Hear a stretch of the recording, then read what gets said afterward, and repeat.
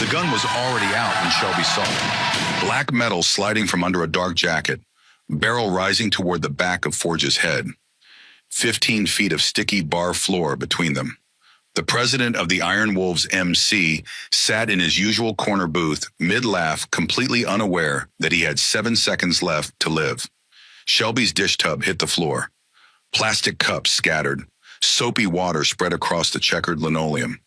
Her feet were moving before her brain caught up. One step.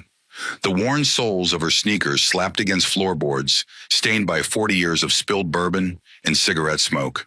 Her hands were still wet from the dish pit. Steam from the industrial sink had curled her hair into damp spirals against her neck, and she could feel the heat leaving her skin as she moved through the cold air of the barroom.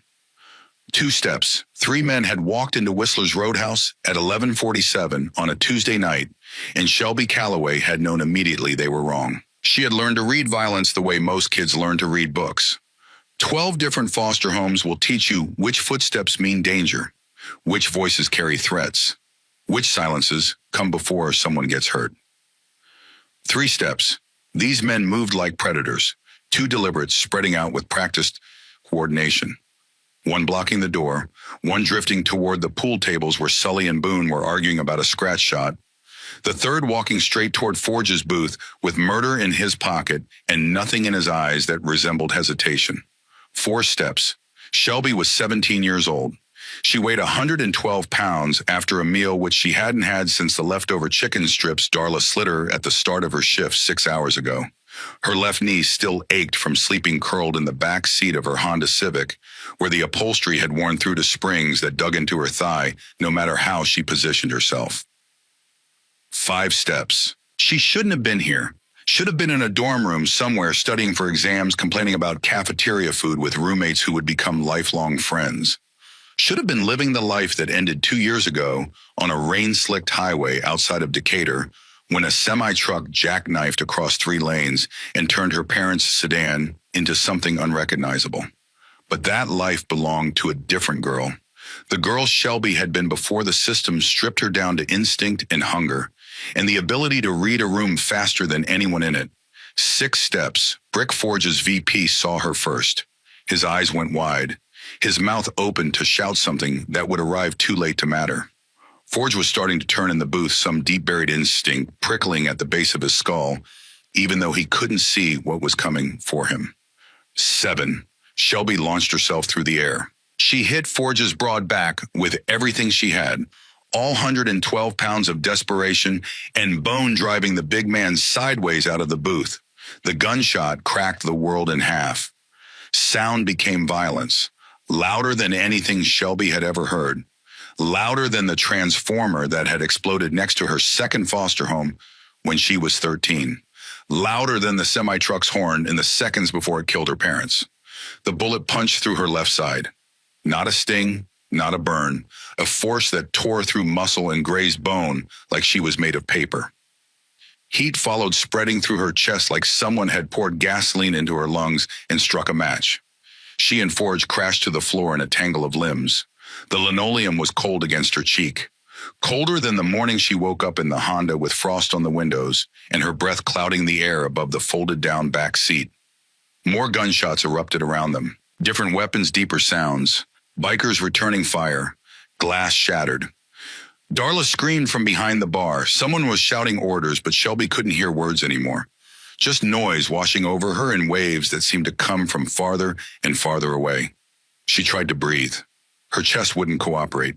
Each attempt brought a bubbling wetness instead of air, a sound that frightened her more than the gunshot had. Something inside her was torn collapse, filling with fluid that tasted like copper pennies when it rose into her throat. Then Forge's face was there, right in front of hers. The president had rolled them both behind the booth for cover. His hands pressed something against her chest. His leather vest, she realized. The vest he'd torn from his own back. His hands were shaking. This man who never shook. This mountain who had survived decades of territory wars and roadside ambushes and 3 separate stretches in federal prison. His hands trembled against her chest, trying to hold life inside a girl he barely knew. "Why'd you do that?" His voice cracked open on the question. Tears ran into his gray beard, catching in the deep lines around his mouth. "Why, kid?" Shelby had 46 reasons. 46 $20 bills hidden in an envelope under the spare tire in her 1998 Honda Civic. The car she had been sleeping in for 8 months parked behind the Safeway with permission from a night manager named Kip, who understood what it meant to have nowhere left to go. Every Thursday for 6 months, Forge had walked into Whistler's Roadhouse, ordered the same bacon cheeseburger, and tipped Shelby $20 for a $7 meal. $20 meant she ate that week. $20 meant she was another step closer to first month's rent on a studio apartment. Combined with what she scraped together washing dishes at $7.25 an hour, she had exactly $1,847 in that envelope. Almost enough. Almost there. Almost to the place where she wouldn't be 17 and homeless and invisible. The first time they spoke, Shelby had been clearing a booth destroyed by a birthday party. Chicken wing bones scattered across the table. Beer soaked into vinyl seats. Ketchup smeared on the wall in shapes that might have been intentional.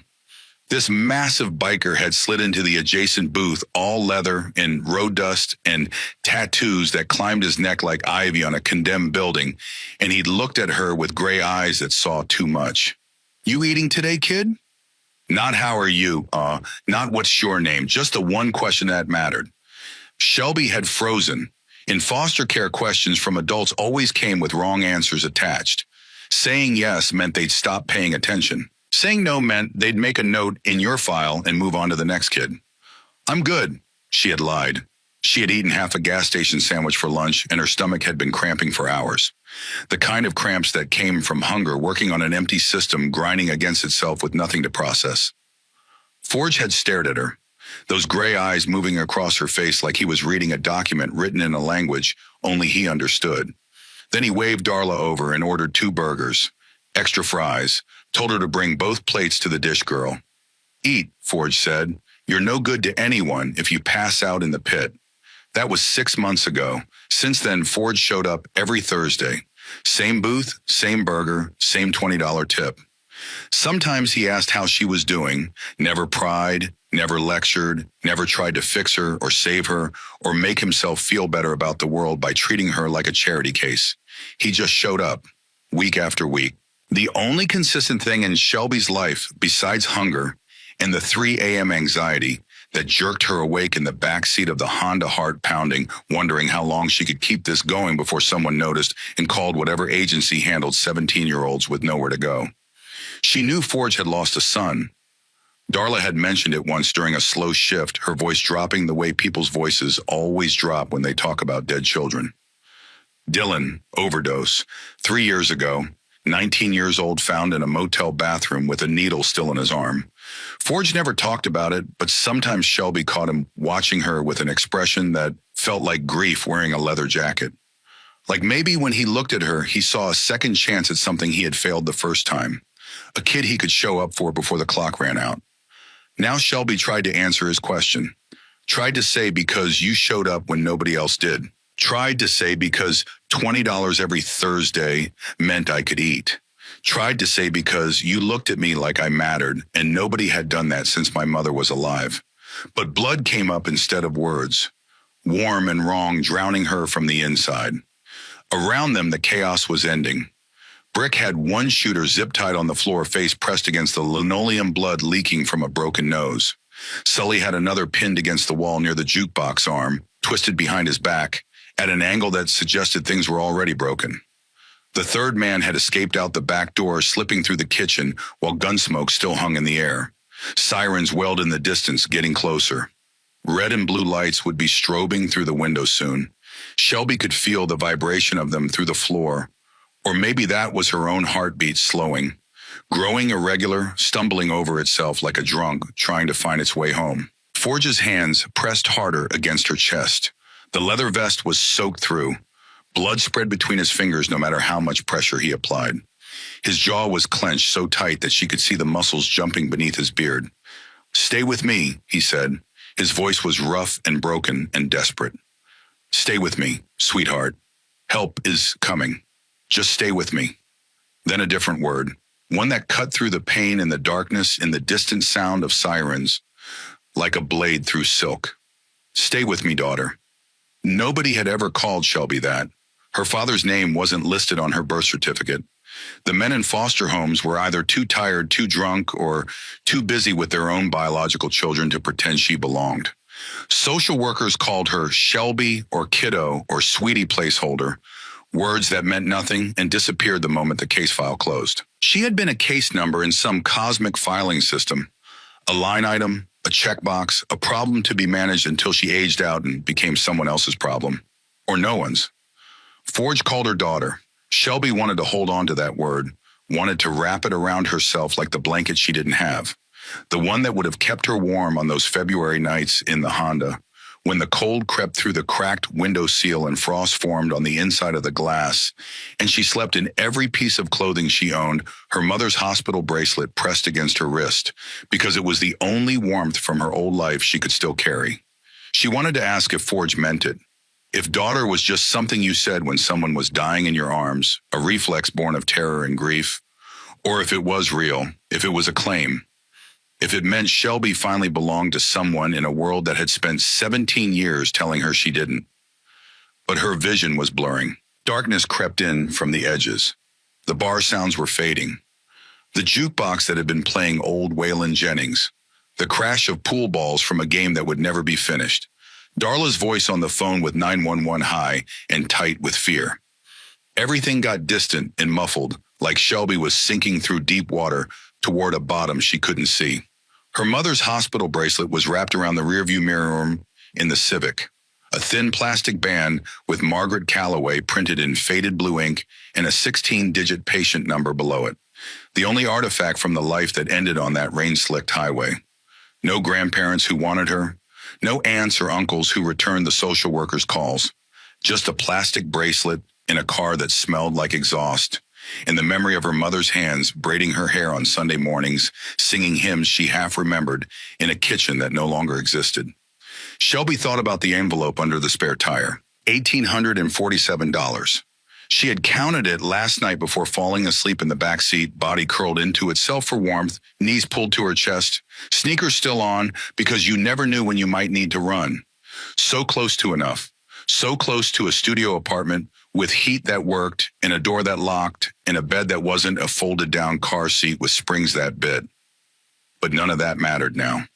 What mattered was the big man cradling her against his chest, calling her daughter, refusing to let go even as blood soaked through his shirt and hers and pooled on the floor beneath him in a spreading dark mirror that reflected nothing. "You said family shows up," Shelby whispered. Each word cost her something she couldn't name, something vital and irreplaceable draining out with the air that wasn't reaching her lungs. Blood bubbled between her lips. Forge made a sound that split the difference between a moan and a roar. He gathered her closer, careful of the wound, but holding her like she was something he'd been waiting his whole life to find and was now losing before he'd even had the chance to understand what it meant. "Your family," he said. Tears streamed down his face, disappearing into his gray beard. "You hear me? You're my family. You're my dater. Don't you leave me. Don't you dare leave me." The ambulance was 4 blocks away, maybe 3 minutes out. Shelby could hear the siren getting louder, that distinctive wail cutting through the night. Paramedics would come running through the door with their equipment and their training and their practiced urgency. They would do everything in their power to save a 17-year-old girl who had thrown herself in front of a bullet for a biker who tipped her $20 every Thursday. But Shelby didn't have 3 minutes. The darkness was pulling her down, cold and absolute, impatient in the way only death can be patient. Her chest barely moved. The bubbling sound when she tried to breathe was growing quieter, and some distant clinical part of her brain understood that quieter meant worse, meant her body was surrendering a fight it didn't have the reserves to win. The last thing Shelby saw was Forge's face streaked with tears, his mouth moving with words she could no longer hear. The last thing she felt was being wanted, being chosen, being claimed by someone who had looked at her and decided she mattered, even though the world had spent 17 years insisting she didn't. For 17 years, Shelby Calloway had been invisible. A foster kid shuttled between strangers' homes until the system ran out of patience and released her into a world that had no place for her. A dishwasher who slept in a car and counted $20 bills like they were messages from God. But in 7 steps between a dish pit and a corner booth, in the half second, It took her to launch herself into the path of a bullet. Shelby became something else. She became someone worth crying for, someone worth calling daughter. The darkness took her completely. Her hand went limp in Forge's grip. The bubbling stopped. Outside, the ambulance turned onto Prescott Street, 2 minutes away. Inside Whistler's Roadhouse, a 62-year-old president of the Iron Wolves MC held a dying girl against his chest and prayed to a God he hadn't spoken to since they lowered his son into the ground 3 years ago. And in that moment, neither of them knew that what Shelby had just done would bring 260 motorcycles to a hospital parking lot. That rival clubs who had been spilling each other's blood for decades would stand together in her name. That a 17-year-old nobody would teach hardened outlaws what brotherhood actually meant. All Forge knew was that his hands were covered in blood, and the girl who had saved his life was slipping away, and the word daughter kept breaking on his lips like a promise he was terrified he wouldn't get to keep. The paramedics hit the door at 11:59, 12 minutes after the first 911 call. 12 minutes that had felt like 12 years to Forge kneeling on blood-soaked linoleum with Shelby limp in his arms. The EMTs were professionals. They'd seen gunshot wounds before, seen dying kids before, seen desperate men covered in blood begging them to do something, anything, whatever it took. But when the lead paramedic, a woman named Beckett, with 23 years on the brace, saw the amount of blood pooled on the floor, her face went tight in a way that made Forge's stomach drop through the earth. "Single GSW to the left chest," Beckett said to her partner, already moving. "Probable hemothorax. Patient is unresponsive. Get the backboard." They worked fast.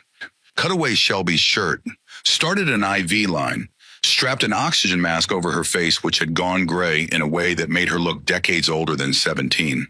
Her lips had turned blue, the particular blue that Forge had seen on dead men in prison yards and roadside ditches.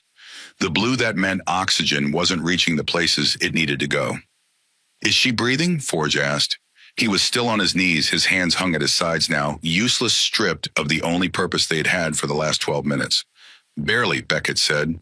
She didn't sugarcoat it, didn't offer false hope or gentle platitudes, just stated the fact while her hands moved with an efficiency born of 2 decades spent racing against clocks she couldn't see. "Collapsed lung, maybe worse. We need to move. Now." They lifted Shelby onto the stretcher. Her arm fell off the side, dangling, so thin. Forge hadn't realized how thin she was until this moment, seeing her with her clothes cut away, ribs visible under skin that looked translucent against all that blood. How long had she been starving herself to save money? How many meals had she skipped so she could add another 20 to that envelope she thought nobody knew about? Forge had known, had suspected at least. He'd seen the way she ate when food appeared in front of her, fast and focused like someone who'd learned that meals could be taken away without warning. He'd noticed how her clothes hung loose on a frame that was already small. The dark half-moons under her eyes that spoke of sleep that never quite arrived or didn't last long enough to count. He told himself it wasn't his business. Told himself that $20 a week and a question about whether she'd eaten was enough, that he was doing his part. That you couldn't save everyone and shouldn't try because trying meant caring, and caring meant losing, and losing meant feeling the thing he'd sworn he would never feel again after Dylan. It hadn't been enough. $20 and a weekly question hadn't been nearly enough. Forge followed the stretcher to the ambulance. Brick tried to stop him at the door. "Boss, the cops are going to want statements. The 2 shooters are zip-tied in the back. We need to." Forge shoved past without a word. "Let the police wait. Let the lawyers and the paperwork and the entire machinery of justice wait." Shelby had thrown herself in front of a bullet meant for his skull. The least he could do was be there when she either lived or died. "Family only," Beckett said when Forge tried to climb into the ambulance. "I'm her father." The lie came without hesitation, without thought. It emerged from some place deeper than strategy, deeper than self-preservation. It came from the same place that had made him order 2 burgers 6 months ago, when he'd looked into a 17-year-old girl's eyes and seen hunger she was too proud to admit. Beckett looked at him, took in the leather, the patches, the blood, the tattoos that covered his arms and climbed his neck. President of the Iron Wolves MC. Then she looked at Shelby, 17 and alone, and dying on a stretcher with nothing to her name except a rusting Honda and an envelope full of $20 bills. Something in Beckett's face shifted. A calculation that had nothing to do with medicine and everything to do with mercy. "Get in," she said. The ride to St. Catherine's took 8 minutes. Forge counted every second sitting on the narrow bench with his back against the ambulance wall, watching the monitors that beeped and flashed numbers he didn't understand. Watching Beckett and her partner work over Shelby with a controlled urgency that somehow felt worse than panic would have. Panic meant surprise. This was practiced, routine. They had done this before. They knew how it usually ended. "BP's dropping," the partner said. 80 over 40. "Push the fluids," Beckett ordered. Then she looked at Forge. "When did she last eat?" "I don't know." The admission tasted like ash. "She works at the bar. I see her Thursdays. She always looks hungry." "Malnourished," Beckett murmured more to herself than to him. Her eyes moved across Shelby's exposed torso, cataloging things Forge didn't want to think about. "That's not helping. Her body doesn't have the reserves to fight with." Forge stared at Shelby's face behind the oxygen mask. This girl had been starving, sleeping in a car, working for $7.25 an hour, and saving every penny for an apartment she might never see the inside of. And he'd known. He'd known something was wrong, had felt it in his gut every Thursday when she cleared his plate with hands that trembled slightly from blood sugar that never quite stabilized, and he'd told himself that a weekly 20 was sufficient, that asking was enough without acting, that the distance between concern and responsibility was wide enough to absolve him. The ambulance bounced over a pothole. Shelby's body shifted on the stretcher. The monitors spiked, then settled. The oxygen mask fogged with breath so shallow it barely registered. Forge thought about Dylan, thought about the last time he had told himself that showing up occasionally was enough, that checking in was the same as being present. His son had died alone in a motel bathroom at 19 because Forge had been too busy running the club, too wrapped up in territory and business, and the 1,000 small wars that kept the Iron Wolves relevant. He'd visited Dylan once a month at the halfway house, called every Sunday. Thought that was sufficient. It hadn't been sufficient then, and it wasn't sufficient now. Shelby Calloway was bleeding out on a stretcher because the only man who'd noticed she was starving had decided that noticing was enough. They burst through the emergency room doors at 12:07. A trauma team was already waiting. 2 doctors, 3 nurses, all of them moving in synchronized precision the moment the stretcher cleared the ambulance bay. They rolled Shelby straight into trauma room 1. Forge tried to follow, but a nurse planted a hand on his chest. "You need to wait outside." "That's my daughter." "Then wait outside and let us save her." The door swung shut. Through the narrow window, Forge could see them working, swarming Shelby's body on the table, cutting away the last of her clothes, shouting medical terms across the room in voices that were loud but never panicked. One doctor positioned an ultrasound wand against Shelby's chest. Another prepared a scalpel. A nurse hung bags of blood on a pole. O negative.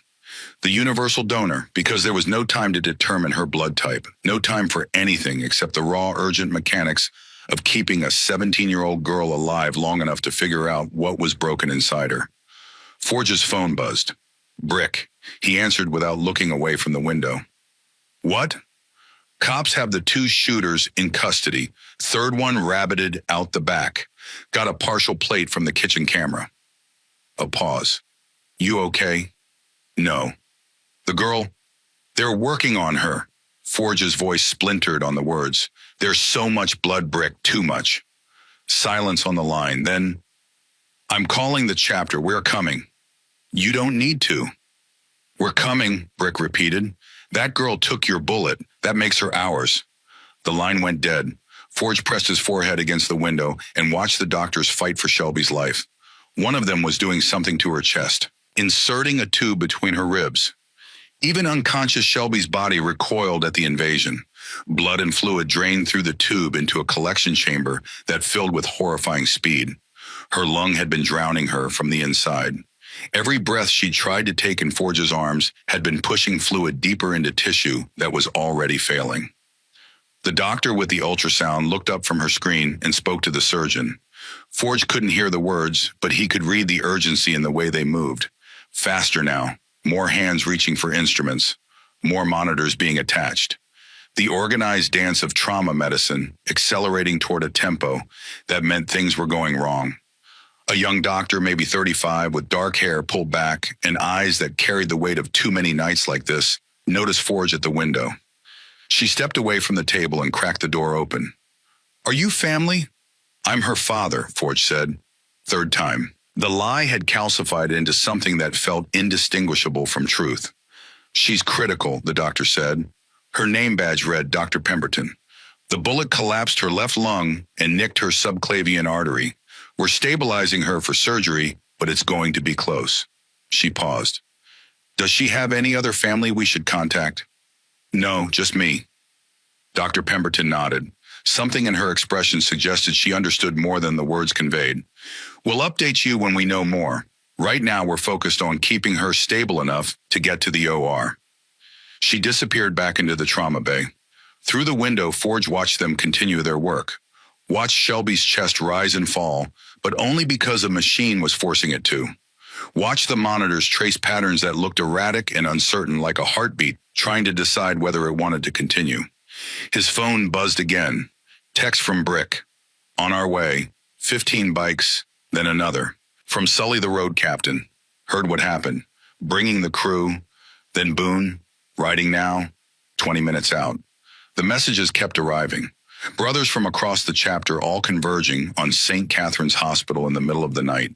Not because Forge had ordered them, not because protocol demanded it, because a 17-year-old dishwasher had done what brotherhood was supposed to mean, had thrown herself into danger to protect someone else without it asking what it would cost. At 12:34, the trauma team moved Shelby out of the bay. The stretcher rolled toward the elevators, surrounded by equipment and personnel, a mobile command center of tubes and monitors and bags of blood. Forge caught a glimpse of her face as they passed. Still gray, still unconscious, still caught in the space between alive and something else. "OR's ready," one of the doctors said. "We're taking her up." "How long?" Forge asked. "However long it takes. Could be 6 hours. Could be more." The elevator doors closed. Shelby disappeared behind stainless steel, and Forge stood in an empty hallway that smelled of antiseptic and fluorescent light. His hands still crusted with her blood, his vest still soaked through from the minutes he'd spent pressing leather against the hole in her chest, trying to hold her life in with nothing but pressure and desperation, and a word he hadn't used in 3 years. Daughter. He found the men's room, turned on the faucet. The water ran red, then pink, then clear. But he could still feel it. The warmth of her blood against his palms, the bubbling wetness of her breathing. The precise moment when the bubbling stopped and silence replaced it, a silence more terrifying than any gunshot. When Forge looked in the mirror, he saw a man he barely recognized. Hollow-eyed, gray-faced, old in a way that had nothing to do with the calendar and everything to do with the weight of standing in the exact same place he had sworn he would never stand again. He had lost Dylan 3 years ago. Overdose, 19 years old. Forge had found him in that motel bathroom outside of Kingman, needle still in his arm, eyes open, staring at the ceiling with an expression that looked almost peaceful, as if dying had been the first easy thing his son had done in years. Forge had gathered Dylan's body against his chest and screamed until his voice gave out, had cursed a God he didn't believe in, had sworn in the wreckage of that moment that he would never feel that particular devastation again, had locked the part of himself that knew how to love a child behind a door made of anger and numbness and the daily business of running an outlaw motorcycle club. Then Shelby Calloway had appeared, this quiet girl in the dish pit at Whistler's, this invisible kid that nobody wanted and nobody saw and nobody thought twice about except on Thursdays when Forge slid into his booth and ordered a burger he didn't always want, just so he'd have a reason to look at her and ask the question that mattered. "You eating today, kid?" Without Forge even realizing it was happening, the locked door had opened. He'd started showing up on Thursdays not for the chapter meeting that followed, but to check on her. Started leaving 20s not because the service justified it, but because he could see the cost of hunger in the hollows of her cheeks, in the way her hands shook when she carried heavy trays. Started asking about her day because He needed to know that someone was watching out for this girl, and if the rest of the world wouldn't, then he would. He'd called her daughter on that bar floor. With bullets flying and blood spreading and sirens getting closer, Forge had called her daughter and meant it with every cell in his body. Now she might die before he got the chance to say it again when she could actually hear it. The waiting room was on the 4th floor. Forge took the stairs because standing still felt like surrender. When he pushed through the stairwell door, the space was empty except for a security guard doing crosswords and a television mounted on the wall playing late-night news with the sound off. 12:47. Shelby had been in surgery for 13 minutes. His phone buzzed. "Brick, we're here. Parking lot is full. Where do you want us?" Then Sully, more brothers incoming. Word is spreading fast. Then a message that made Forge stop breathing, from a number he recognized but hadn't seen in months. Hawk, president of the Reapers MC, their most bitter rival. 15 years of bad blood bar fights in a territory war that had put 2 of Forge's men in the hospital last spring. Heard about the girl, heard what she did. "My boys want to come pay respects. Will there be trouble?" Forge stared at the message for a long time. Then he typed 2 words. "Come through." At 1:03 in the morning, the first engines rumbled into the St. Catherine's parking lot. Forge heard them from the 4th floor, that deep Harley thunder that could vibrate through concrete and steel and settle in your chest like a second heartbeat. He walked to the window and looked down. 15 bikes pulling into spaces near the emergency entrance. His brothers, Brick, Sully Boone, and a dozen others. They killed their engines and stood beside their motorcycles looking up at the hospital like they could see through 4 floors of brick and glass to the operating room where one of their own was being cut open and stitched back together. One of their own, that was what she had become, not through initiation or a vote or any of the rituals that govern membership, through 7 steps and a bullet and the kind of courage that couldn't be taught or earned through dues and loyalty oaths. At 1:17, more bikes arrived. 20 this time, different patches.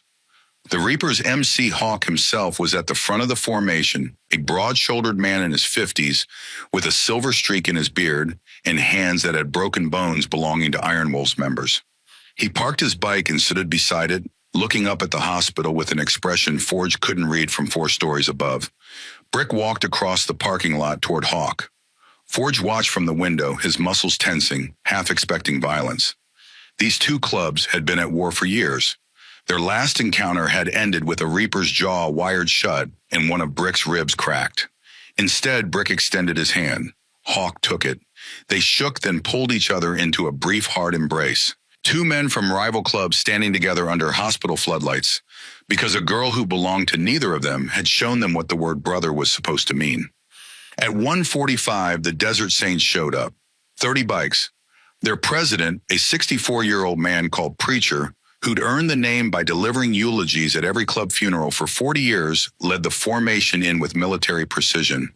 Then the Rhoda Sentinels at 2:12, then the Thunder Ridge MC at 2:34, then the Granite Suns at 3:08, then the Western Guardians at 3:41.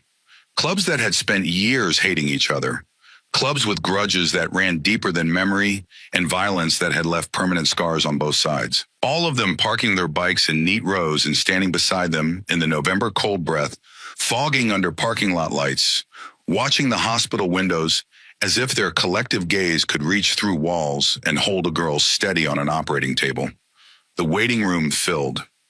Bikers in leather vests with different patches and different colors and different histories of mutual harm sat in plastic chairs designed for people half their size and said nothing. They nodded to Forge when they arrived, acknowledged him with the respect that one president owed another, but nobody spoke. The silence was its own language. It said, "We're here." It said, "She matters." It said, "This changes things." At 3:28, a nurse appeared looking for Forge. Her name tag read Ruth Ann.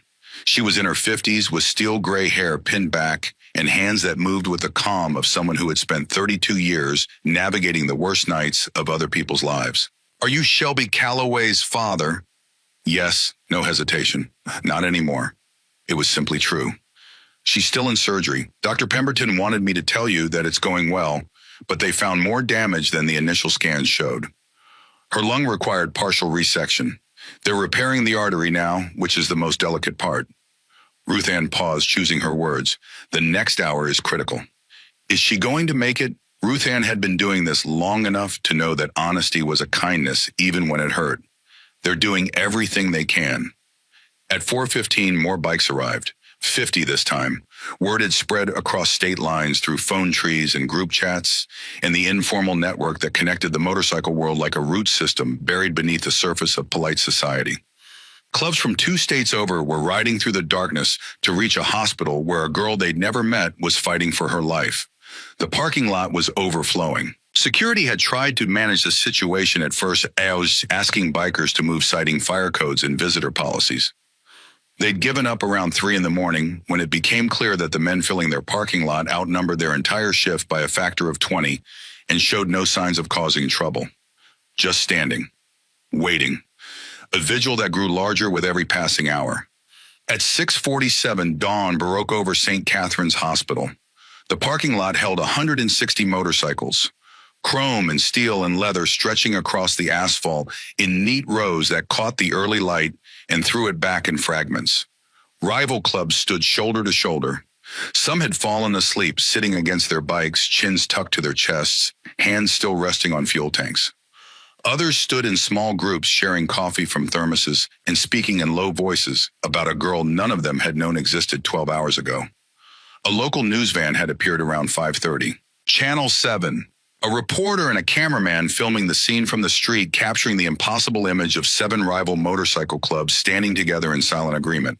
Forge stood at the 4th floor window and watched the sunrise paint everything below him in shades of amber and copper. Shelby had been in surgery for 6 hours and 13 minutes. His phone buzzed. Text from Dr. Pemberton. Coming to talk to you, 2 minutes. Forge's heart stopped. Coming to talk to you could mean anything. Could mean the surgery was over and Shelby was breathing on her own. Could mean they'd done everything they could and it hadn't been enough. Could mean he was about to hear the same words a doctor had tried to say to him 3 years ago in a hospital in Kingman, words he'd refused to let the man finish, because finishing them would make Dylan's death real and permanent and beyond the reach of his rage. The waiting room had gone silent. Every biker in the room was watching Forge's face, reading his expression, waiting for news about the girl who had reminded all of them what their patches were supposed to stand for. Dr. Pemberton pushed through the double doors. Her scrubs were dark with blood, Shelby's blood. She pulled her surgical mask down and her face was a wall, exhausted, drawn, deliberately neutral in a way that gave nothing away. "Mr. Crenshaw," she said. Forge stood. His legs felt unreliable. Around him, bikers rose to their feet in a single movement, like a congregation standing for a hymn. Dr. Pemberton looked at Forge with eyes that carried the weight of 6 hours of surgery and a career spent delivering news that changed the shape of people's lives. "Your daughter survived the surgery." The room exhaled, a single collective release of breath that sounded almost like wind. Someone behind Forge whispered, "Thank God," in a voice that cracked on both words. "But," Dr. Pemberton said, and that single word turned the room to stone. The next 48 hours are critical.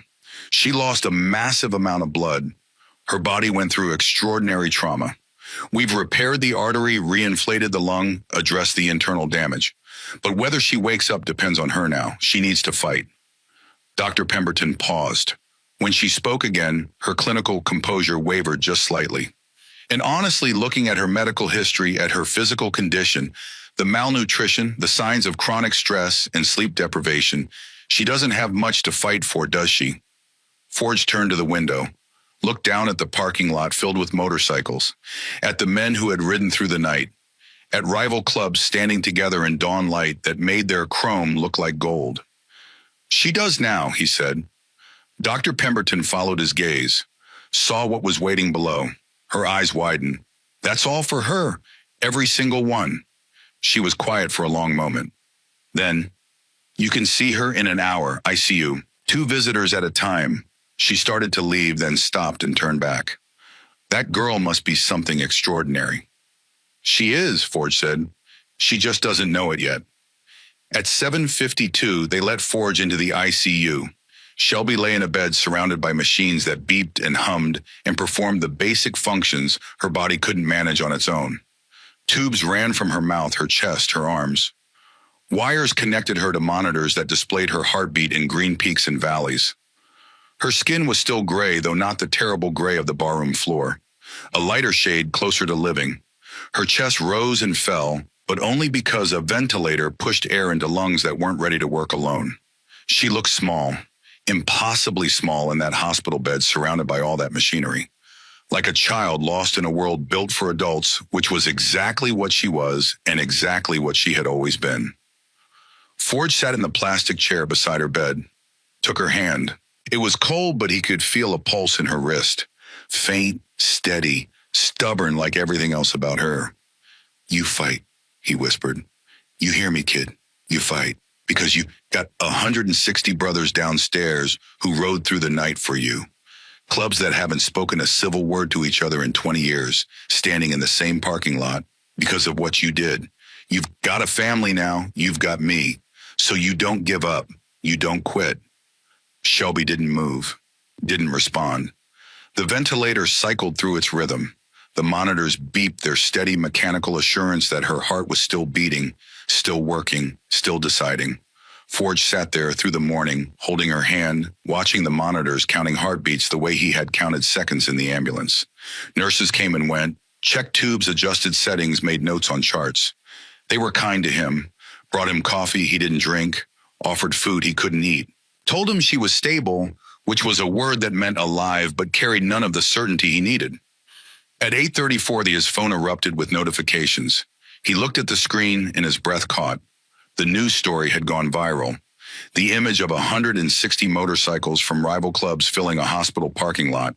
The headline, "Bikers Unite for Teen Who Took Bullet for Club President." Colleen Ashford from Channel 7 had filed the story at dawn, and by mid-morning, it was everywhere. Local stations picked it up first, then national outlets, then the internet took it and ran. Texts flooded in, more clubs asking if they could come. More brothers already on their way from chapters Forge hadn't spoken to in years. The story had traveled through the biker world and then beyond it into the broader current of human attention.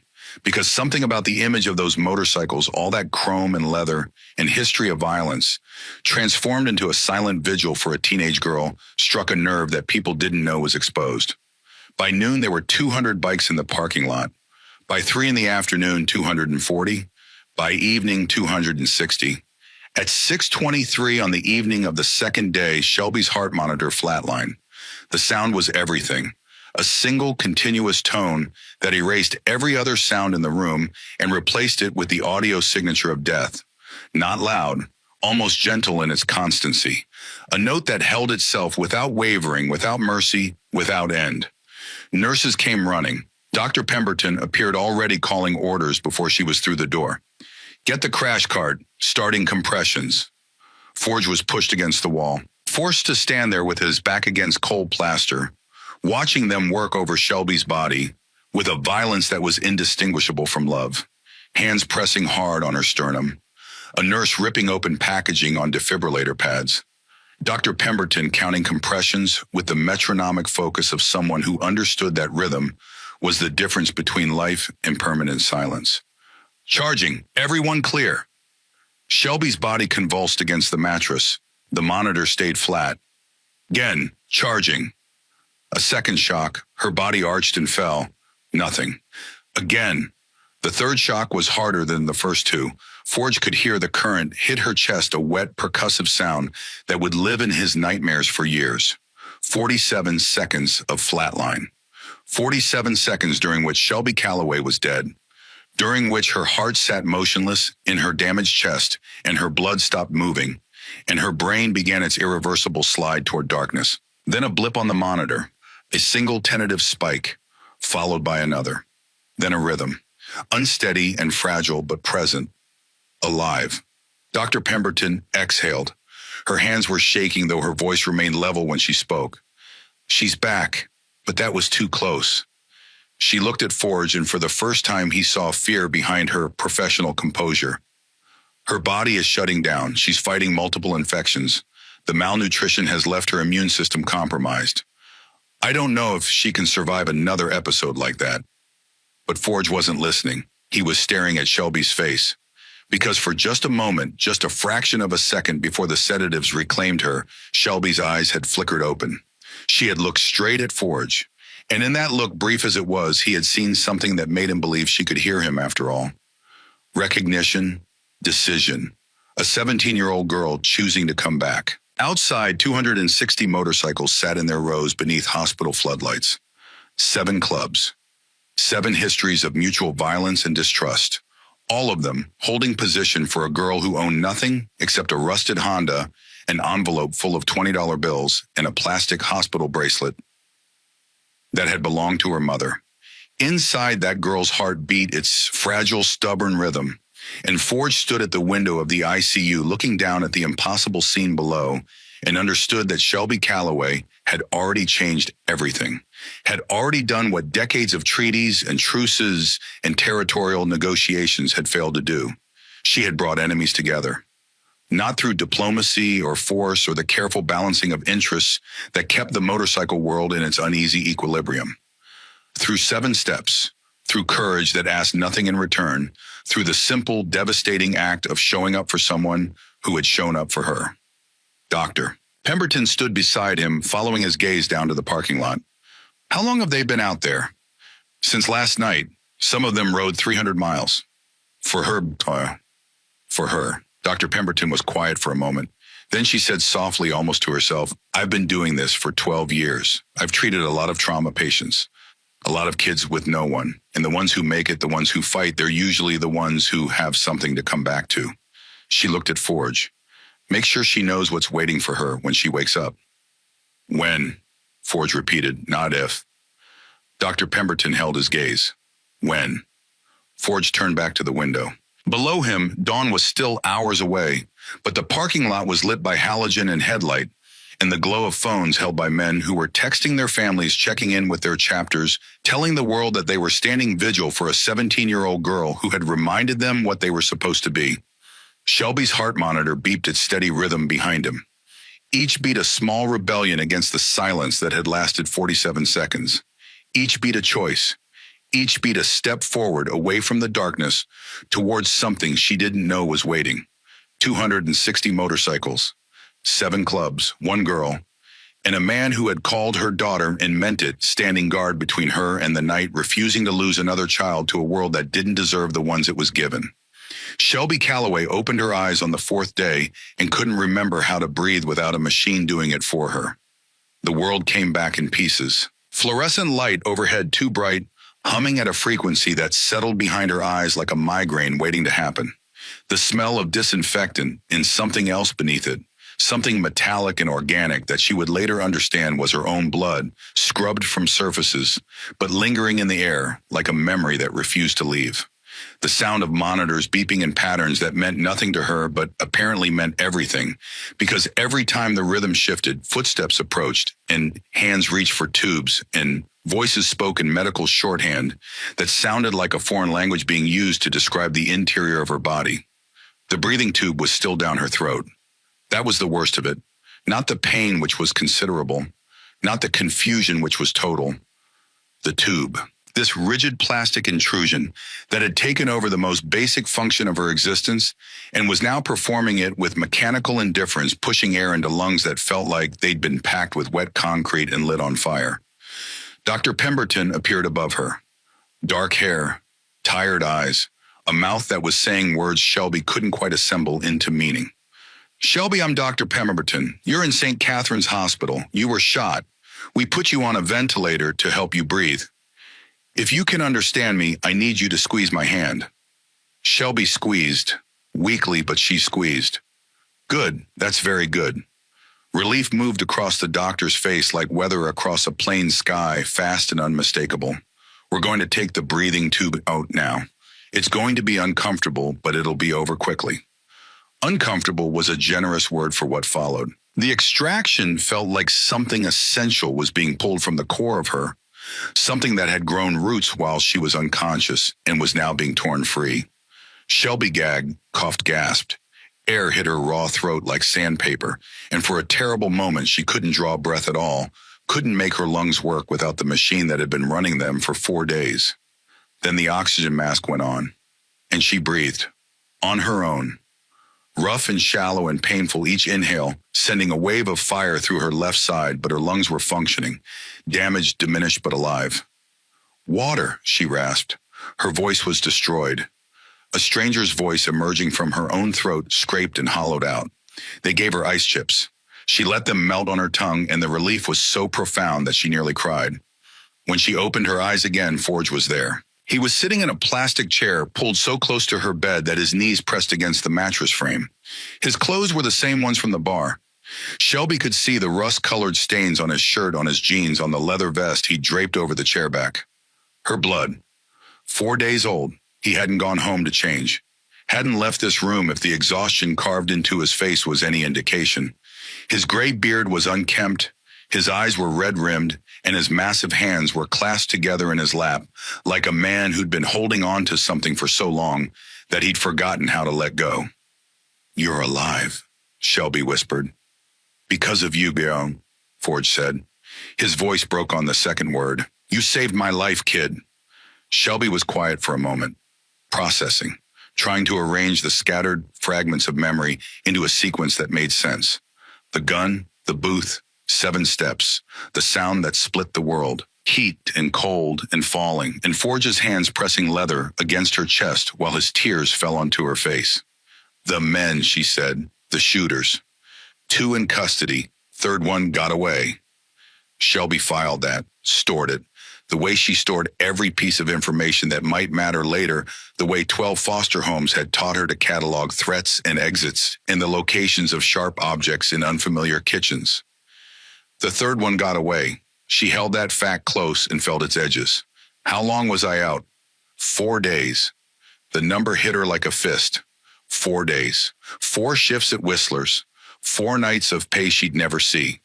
The calculation was automatic, running on the same desperate arithmetic that had governed her life for 8 months.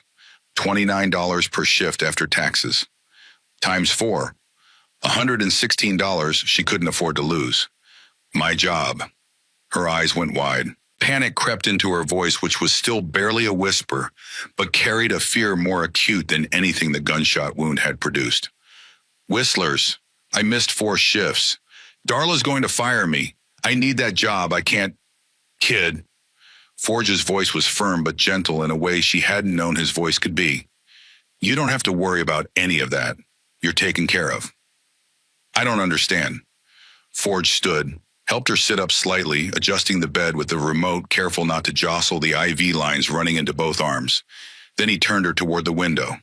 "Look outside." Shelby looked. Even from the 4th floor of the ICU, she could see them. Rows and rows of motorcycles stretching across the parking lot in formation so precise they looked choreographed. Hundreds of them. Chrome catching the morning light and throwing it back in bursts of silver and gold. Men in leather vests standing beside their bikes. Some sleeping in camp chairs with jackets pulled over their faces. Others gathered in small circles, talking quietly, drinking coffee from paper cups. Different patches on different backs. Different colors. Different clubs. "What is that?" Shelby whispered. "That's 260 bikers from 7 different clubs," Forge said. He was standing beside her bed, looking out the window with an expression that still held disbelief even after 4 days of watching the number grow. "Rival clubs, enemies. Some of them have been trying to kill each other since before you were born. They've been standing vigil since the night you were shot. They rode from 3 states away. Some of them drove through the night, and they've been waiting for you to wake up." Shelby stared.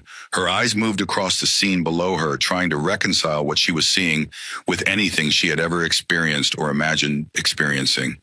260 motorcycles. For her. For a dishwasher who slept in a Honda Civic and rationed gas station sandwiches to make $20 last a week. Why pause? Because you reminded them what brotherhood means. Because you threw yourself in front of a bullet for someone you barely knew without asking what it would cost you. Because in 7 steps you did what most of these men have spent their whole lives only talking about.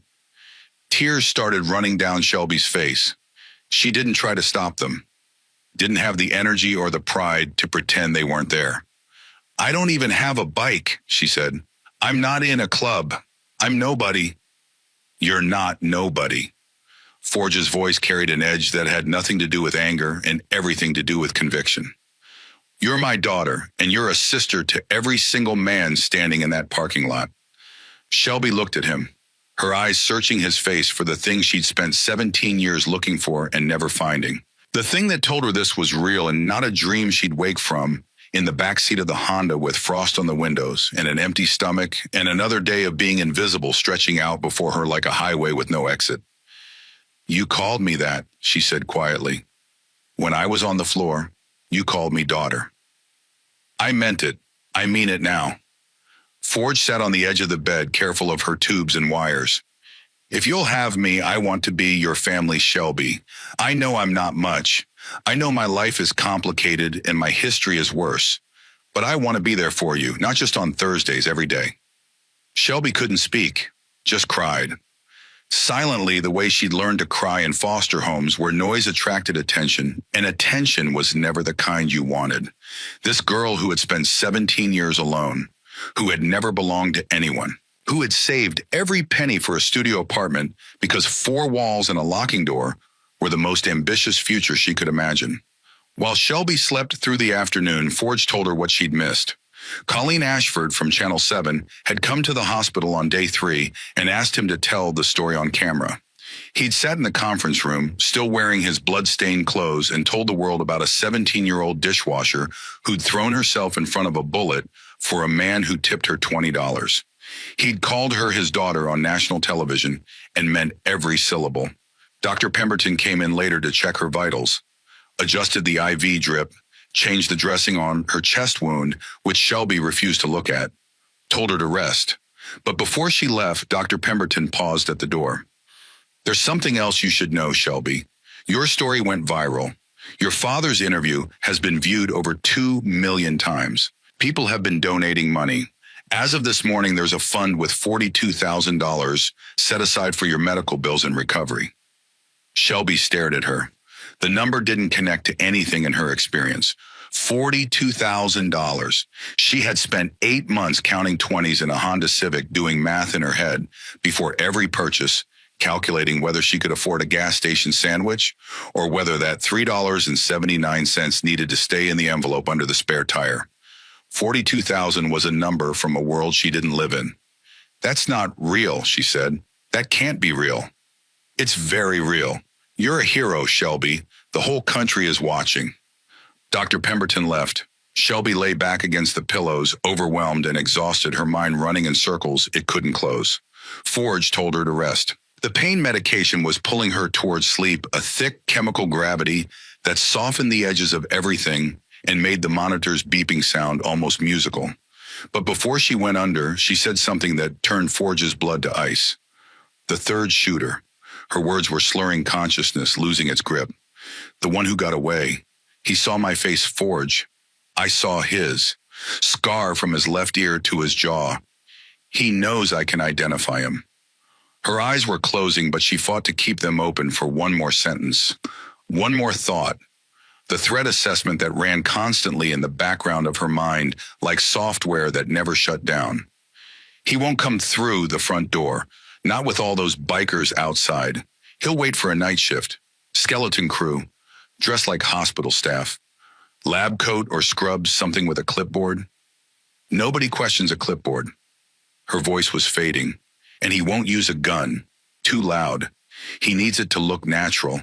Something in an IV line. Something that stops a heart. Then she was asleep. And Forge sat in the plastic chair beside her bed, staring at this 17-year-old girl who had just described her own assassination with the calm, analytical precision of someone who had spent her entire life thinking like a person being hunted. Because she had. 12 foster homes, 12 sets of strangers, 12 kitchens full of knives, and 12 bedrooms with doors that didn't always lock, and 12 lessons in how to identify the footsteps that meant danger was coming down the hallway. Shelby Calloway had never stopped being hunted. She'd just gotten better at predicting what the hunters would do. Forge pulled out his phone and called Brick. The call went out within the hour, not just to the Iron Wolves, but to every club president standing vigil in the parking lot. Forge explained it simply. The third shooter was coming back. The girl had told him how and when. They needed to be ready. The response was immediate and unanimous. Hawk and the Reapers took responsibility for the south entrance. preacher and the desert saints covered the north and east. The road sentinels watched the emergency department. The Thunder Ridge MC monitored the staff parking structure. The Granite Sons and Western Guardians set up rotating observation posts at every ground floor window. Inside the hospital, Brick organized a 12-man rotation. 2 brothers on the ICU floor at all times, dressed in street clothes, occupying the waiting room like worried relatives. 2 more in the cafeteria on the second floor, with sight lines to the main corridor. 2 in the lobby. The remaining 6 positioned at stairwells and service entrances that weren't covered by security cameras. Forge himself took the position Shelby had described, the one that mattered most. The supply closet adjacent to her ICU room, 6 feet from her door, hidden behind a rack of linens and medical supplies. He stood there each night from 10 p.m. until dawn, watching the hallway through a gap in the door, seeing every nurse, every doctor, every orderly who walked past. He told the ICU charge nurse, Ruth Ann, what they suspected. She hadn't believed it at first. Hospitals were sanctuaries. People didn't come to hospitals to kill patients. But Forge had looked at her with eyes that held no room for argument, and Ruth Ann had spent 32 years working nights in a building where people came to deal, and she understood that sanctuaries existed only as long as someone was willing to defend them. She implemented her own protocols. Every staff member entering the ICU floor had to badge in and be visually confirmed by the station nurse. No exceptions. Any unfamiliar face was to be challenged immediately and have their credentials verified before proceeding past the nurse's station. Detective Hargrove called Forge on the afternoon of day 5 with news that confirmed everything Shelby had predicted. "We identified the third shooter," Hargrove said. "Name's Desmond Kirsch, 42 years old, enforcer for the Iron Jaw MC out of Bakersfield. 3 priors, 2 of them violent. Warrants in California and Nevada. And NRC, I says Kirsch hasn't left the state. He's still here, and he knows exactly where the girl is. He's coming for her. That's what our intelligence suggests, yes. We've requested additional units for the hospital, but you're understaffed and overworked and can't post a 24-hour guard on a single witness." Hargrove was quiet for a moment. "That's accurate. We'll have patrol cars making regular passes, and I'm pushing for plainclothes in the building, but I can't guarantee anything." "You don't need to," Forge said. "We've got 260 men outside and a dozen inside." She laid out exactly how he's going to try it. "We'll be ready." "I can't officially sanction vigilante protection of a witness."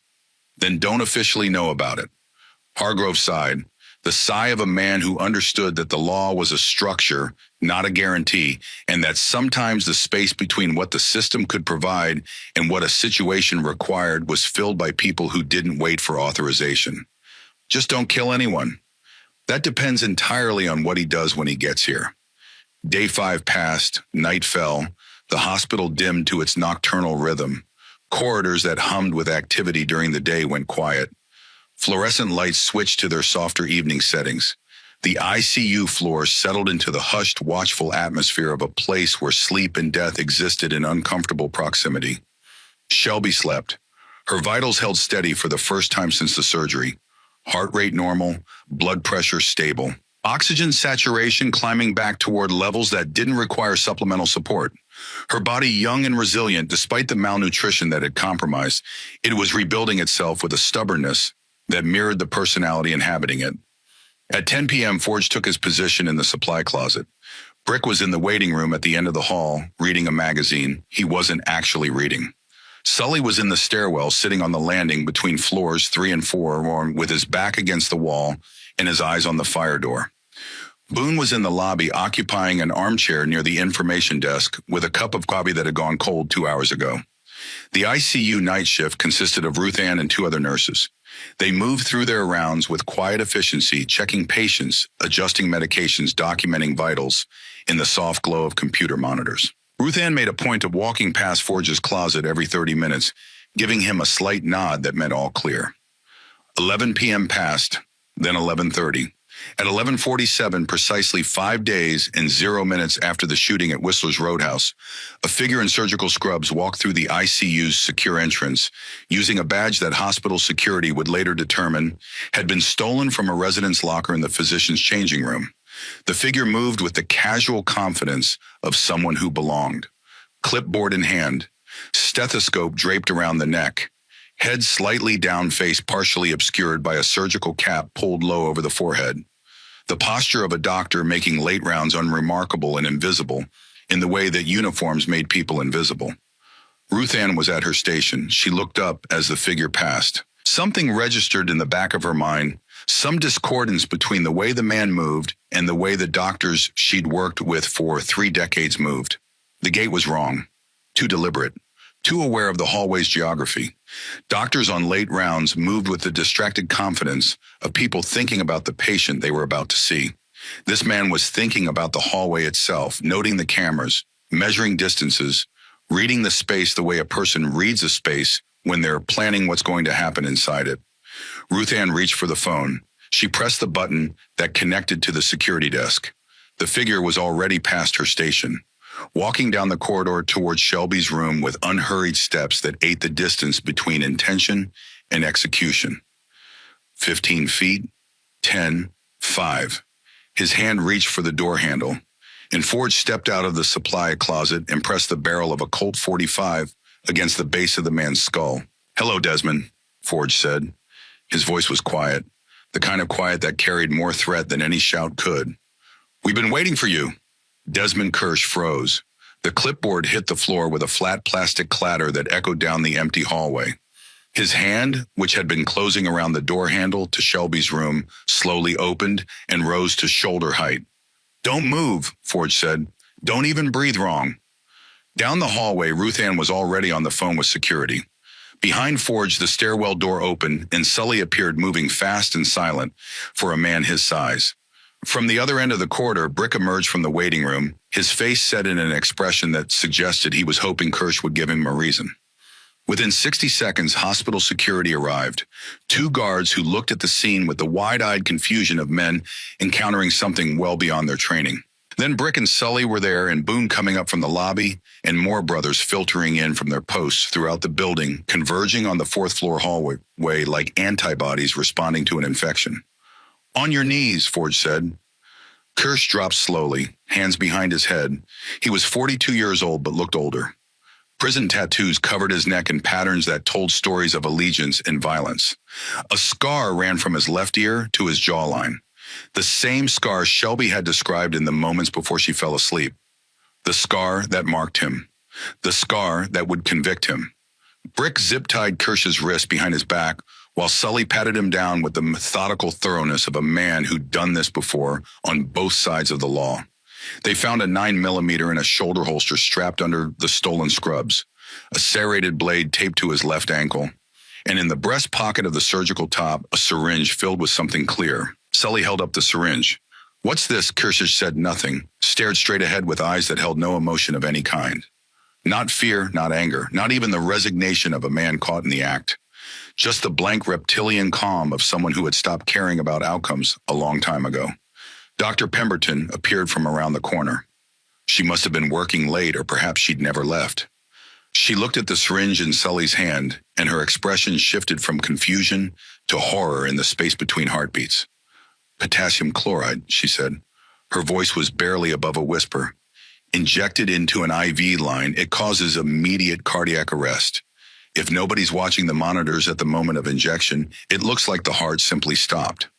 Natural causes, nearly impossible to detect on a standard autopsy unless you are specifically testing for it." She looked at Kirsch. At this man kneeling on the floor of her ICU in stolen scrubs with a syringe designed to murder a 17-year-old girl in a way that would look like her damaged body had simply given up.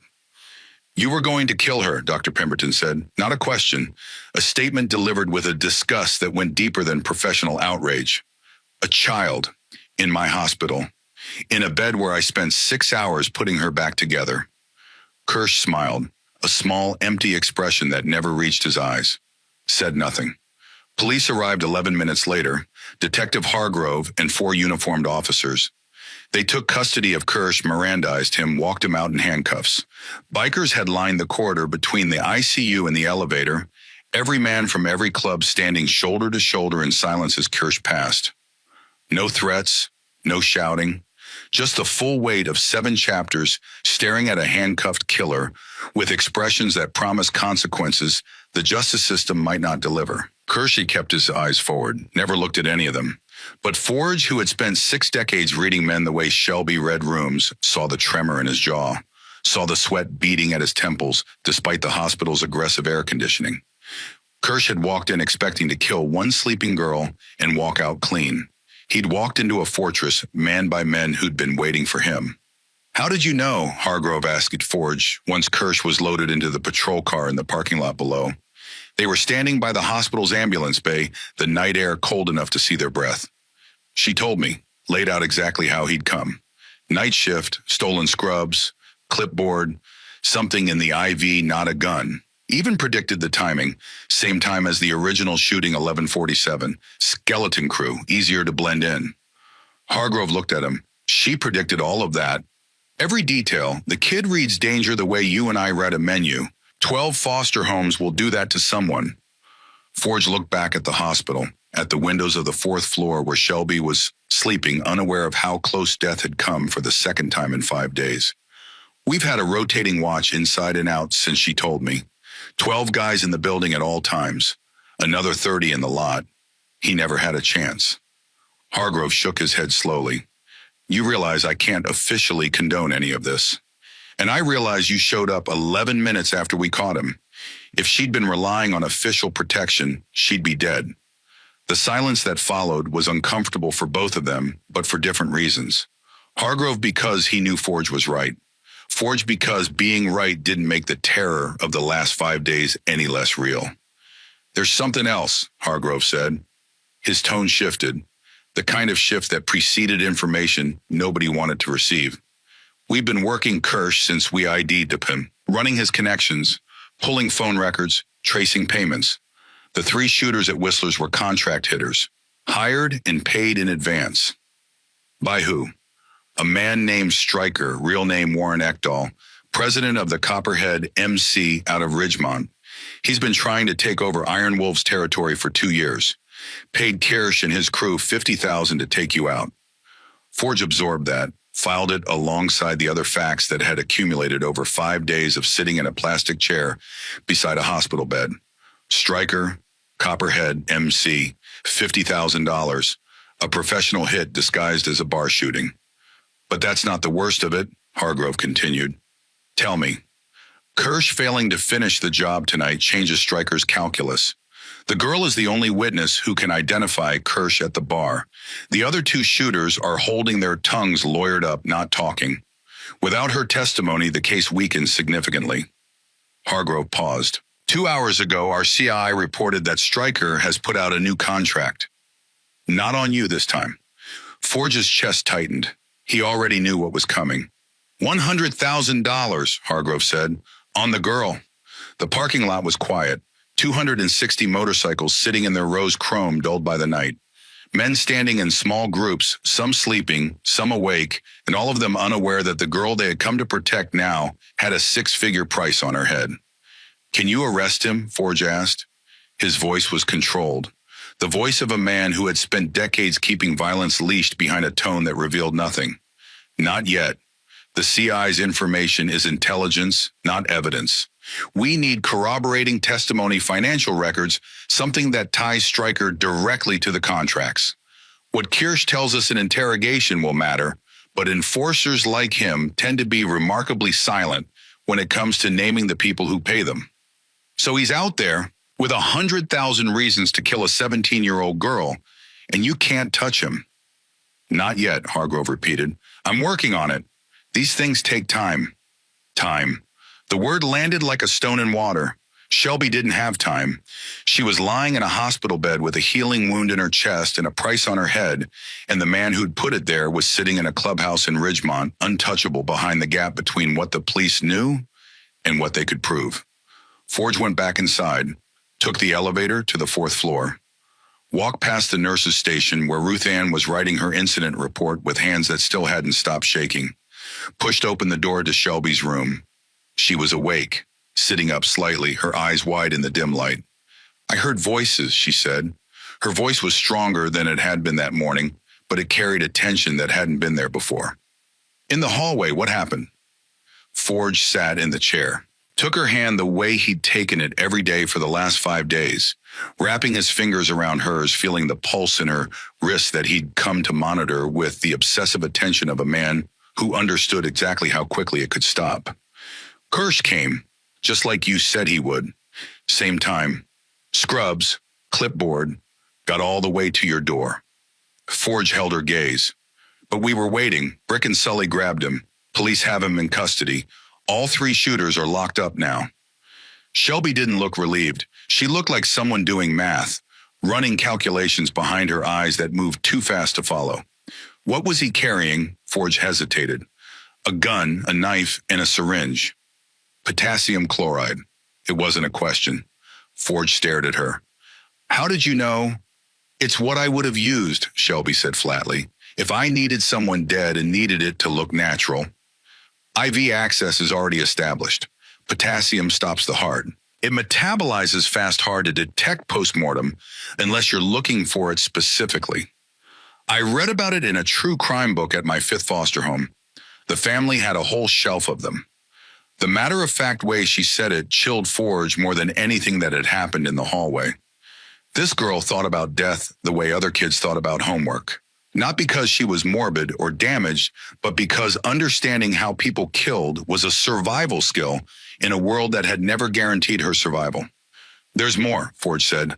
The police identified who hired the shooters. Shelby's eyes sharpened. Who? Man named Stryker, president of the Copperhead MC. He's been trying to take our territory for 2 years. Paid $50,000 for the hit on me. And now Forge didn't want to tell her. Wanted to shield her from this the way fathers were supposed to shield their children from the darkest parts of the world. But Shelby had never had the luxury of being shielded, and lying to her would be a betrayal worse than the truth. He's put a new contract out, $100,000, on you. Shelby's heart monitor spiked, a brief accelerometer that the machine recorded in peaks and valleys of green light. Then it settled. Forge watched her face and saw something remarkable happen. The fear arrived, lived in her eyes for 3 or 4 seconds, and then was processed, cataloged, and converted into something else entirely. She was thinking, not panicking, thinking. The police can't arrest him, she said. Not a question. Not enough evidence yet. The informant's word isn't sufficient for a warrant. So we need him to incriminate himself publicly in a way that can't be denied or walked back. Forge looked at her. This 17-year-old girl with a bullet wound in her chest and a $100,000 bounty on her head, lying in a hospital bed surrounded by machines that monitored every function of a body that had died once already, and she was strategizing. Not asking to be saved, not waiting for someone else to solve the problem. Working it the way she worked every problem that she'd ever faced with the cold, clear pragmatism of someone who had learned early that no one was coming to rescue her and that survival was a verb, not a noun. What are you thinking? Forge asked. How many bikers are in the parking lot right now? 260, 7 clubs. And how many does Stryker have? The Copperheads run about 15, maybe 20. Shelby was quiet for a moment. Her eyes moved to the window, to the darkness beyond the glass where the motorcycles sat in their rows. Then we don't need the law, she said slowly. We need witnesses. 260 of them. And a camera. Explain. Stryker put a contract on a 17-year-old girl. That's not something he can spin. That's not a territory dispute or a business decision. That's a grown man paying to have a kid murdered. If that becomes public, if he has to stand in front of every club in the region and own it, he loses everything. Reputation, alliances, the ability to operate. She turned back to Forge. Her eyes were clear and sharp despite the pain medication, despite the exhaustion, despite everything. We take all 260 bikes to his clubhouse. Not to fight, to witness. Bring the Channel 7 reporter, the one who did your interview. Bring the camera, and I'll talk to him myself. Absolutely not. You're not going anywhere near. He put a price on my head, Shelby said. Her voice was quiet, but carried a weight that stopped Forge mid-sentence. That makes this my fight. Not yours, not the club's, mine. And I'm not going to spend the rest of my life looking over my shoulder, wondering when the next Kirsch is coming through the next door. She squeezed his hand. You showed up for me every Thursday, $20 and a question about whether I was eating. You showed up, and that's why I'm alive. Now let me show up for myself. Let me finish this." Forge looked at her for a long time, at this girl who had nothing and had turned that nothing into a kind of armor, who read violence like language and threat like weather, and had survived 17 years of being unwanted by becoming the most capable person in every room she entered. "You'll have every brother from every club behind you," he said finally. "I know, that's the point. He needs to see them. He needs to understand what he's up against. Not guns or fists, but numbers. Witnesses, people who will remember what he says and what he does. Accountability." She leaned back against the pillows. The conversation had exhausted her. Pain was reasserting itself through the medication, tightening the skin around her eyes, pulling her mouth into a thin line. "Call the reporter," Shelby said. "Set it up, but not until I'm out of this bed. I'm not confronting anyone in a hospital gown." Despite everything, Forge almost smiled. The next morning, Colleen Ashford from Channel 7 arrived at the hospital. Not for an interview with Forge this time, but at his request to discuss something he described only as a story that's going to change everything you think you know about the biker world. Colleen was 38, a veteran journalist with a reputation for finding human stories in places most reporters wouldn't look. Her coverage of the vigil had already generated 3 million views and counting. The image of rival clubs filling a hospital parking lot had become one of those rare pieces of media that transcended its context and became a symbol. People who had never thought about motorcycle clubs, who had dismissed bikers as criminals and outlaws, saw that image and felt something shift in their understanding of what loyalty looked like. Forge briefed her in the hospital conference room, told her about Stryker, about the contract, about Shelby's plan. Colleen listened with the focused intensity of someone who understood that what she was hearing wasn't just a story. It was an event that hadn't happened yet. "She wants to confront him herself," Colleen asked. "She insists on it. She's 17. She's also the bravest person I've ever met, and I've known a lot of people who thought they were brave." Colleen was quiet for a moment. As soon as she's discharged, Dr. Pemberton says 5 to 7 days if recovery continues. I'll be there." On day 8, Dr. Pemberton cleared Shelby for discharge. "You're not healed," she warned. "You've got weeks of recovery ahead. Physical therapy twice a week. Follow-up appointments. No heavy lifting, no strenuous activity, no getting shot again." The last part was delivered with the dry humor of a doctor who had spent too many nights in this ICU and needed to find levity wherever it survived. "Promise me you'll take care of yourself." "I promise," Shelby said. Forge brought clothes, jeans that fit because he had asked Darla to guess her size. A soft flannel shirt that wouldn't press against the bandages still covering her left side, and the leather vest that had arrived 3 days earlier, hand-delivered by the presidents of all 7 clubs. Custom made, 7 patches on the back, one from each club that had stood vigil. And across the top, embroidered in silver thread, Shelby Calloway's sister to all. Shelby dressed slowly. Each movement was a negotiation with pain. Raising her left arm above her waist sent fire through her chest. Bending to pull on her shoes made her vision go gray at the edges. But she dressed, stood up, looked at herself in the bathroom mirror for the first time in 8 days. The face looking back was thinner than she remembered, sharper. The eyes were different too, older. The eyes of someone who had died and come back and understood what that meant in a way that couldn't be explained to anyone who hadn't made the trip. They wheeled her to the main entrance. Hospital policy. As the automatic doors opened, she heard it before she saw it. A rumble, deep and constant in building, vibrating through the floor and up through the wheelchair and into her bones. 260 motorcycles sat in perfect formation in the parking lot. Every biker stood beside their machine at attention. As Shelby appeared in the wheelchair, every engine started simultaneously. The sound was beyond anything she had words for. A thunder that shook the glass doors behind her and rattled in her damaged chest and moved through her body like a second heartbeat. Not aggressive, not threatening. A salute, a promise, a declaration that said, "You are seen, you are valued, you are ours." Shelby couldn't breathe, not from her injuries, from the weight of being wanted by people who didn't know her name 8 days ago and now considered her family. Forge helped her stand from the wheelchair. supported her weight as they walked to his bike, a Harley-Davidson Street Glide black and chrome, the president's patch on the back of his vest catching the morning light. He got her settled on the back seat, careful of her left side, making sure the vest's patches lay flat against her back. "Ready?" he asked. She nodded. She couldn't speak. Forge started the engine.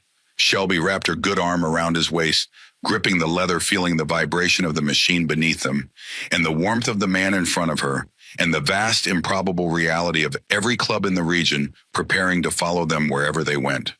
They pulled out of the parking lot. The formation followed. A river of chrome and leather and engine noise flowing through city streets. People on sidewalks stopped to stare. Cars pulled over. Someone on a corner held up a phone filming. Others just watched, frozen by the sight of something they couldn't explain, but understood instinctively was important. They rode to Forge's house, a ranch-style home on a quiet street at the edge of town. Clapboard siding painted gray. A garage out back. Trees in the yard going bare with November. A porch with a rocking chair that no one had sat in for 3 years. The other clubs peeled away as they went heading back to their territories, their clubhouses, their lives. But every president raised a fist as they passed Forge's bike. A salute, an acknowledgement, a promise that when the time came when Shelby was ready to face Stryker, they would be there. Forge helped her off the bike and into the house. The living room was clean, leather couch, television, a bookshelf with more photographs than books. On the wall, a framed picture of a young man who looked like a younger version of Forge. Same jawline, same gray eyes, but softer. Unfinished in the way that people who die young always look in photographs, frozen in a version of themselves that never got the chance to harden into whoever they would have become. Dylan, the son who died 3 years ago. "Your room is down the hall," Forge said. "Second door on the right." Shelby walked slowly. Each step was a small victory against the pain and the fatigue and the accumulated weight of 8 days that had changed the fundamental architecture of her life. She pushed open the door. The room was simple and perfect. Fresh paint on the walls, a pale blue that reminded her of early morning sky. A real bed with clean sheets and an actual comforter, thick and soft, the kind she'd seen in store windows and never touched. A desk by the window. A closet with a door that closed. A window that looked out over the backyard where brown grass and bare trees waited for a spring they trusted was coming. On the desk, 2 envelopes. The first one she recognized. Her envelope. The one with $1,847 that had been hidden under the spare tire in the Honda. Someone had retrieved it, kept it safe, placed it here for her. Next to it, a second envelope. Inside, a bank statement showing $61,000 in an account bearing her name. On the bed, the vest. She'd been wearing it, but now she took it off and held it at arm's length. Looked at the 7 patches. Traced the embroidered letters of her name with a fingertip. "You earned it," Forge said from the doorway. "Every patch, every brother, every bit of it." Shelby turned. Vest in her hands. Tears on her face. "I don't know how to do this," she said. "I've never had a family. I don't know how to be someone's daughter." "You just be you," Forge said. "That's all I'm asking. Just be the girl who showed up when it mattered." That night, Shelby slept in a real bed for the first time in 8 months. In a real house with a real family just down the hall. The sheets smelled like laundry detergent, a clean chemical scent that was somehow the most beautiful thing she'd ever smelled, because it meant someone had washed them for her, had prepared this room, had thought about what she might need and provided it without being asked. She fell asleep quickly. The exhaustion of 8 days in a hospital of healing from a gunshot wound of dying and coming back of processing the impossible shift from invisible to seen pulled her under like a current she couldn't resist. At 3:47 in the morning, she woke screaming. The nightmare was total. Not a dream, but a reliving. The gun rising. The 7 steps. The bullet entering her chest with a force that felt like being struck by a car. The cold linoleum against her cheek. The taste of copper. The bubbling in her lungs. The darkness pulling her down. And Forge's face streaked with tears, his mouth moving with words she couldn't hear, growing smaller and dimmer as she sank towards something that had no name and no bottom. She couldn't breathe. Couldn't separate the dream from the room. Her chest felt like it was being crushed. Her heart hammered against her ribs with a violence that made the healing wound scream in protest. The door burst open. Forge filled the frame backlit by the hallway light. He crossed the room in 3 strides and sat on the edge of the bed. "You're okay. You're safe. You're home." But Shelby couldn't hear him past the roaring in her ears, couldn't see past the gun that was still rising in her mind, that would always be rising, replaying on a loop that her brain refused to stop. "Shelby," Forge took her face in his hands, forced her to look at him. "Look at me, you're having a panic attack. You need to breathe with me. In through your nose, out through your mouth. Come on, kid, breathe with me." She tried, failed, tried again. The room lurched and steadied. The gun faded. Forge's face replaced it, solid and real, and there. Slowly, breath by breath, the panic receded. Reality reassembled itself around her. The blue walls, the clean sheets, the window with its view of the bare backyard. The man sitting on her bed with his hands on her shoulders and his eyes holding her gaze with an intensity that said, "I'm not going anywhere." "You've been through hell," Forge said when her breathing had stabilized. "This is what happens after. Dr. Pemberton warned us.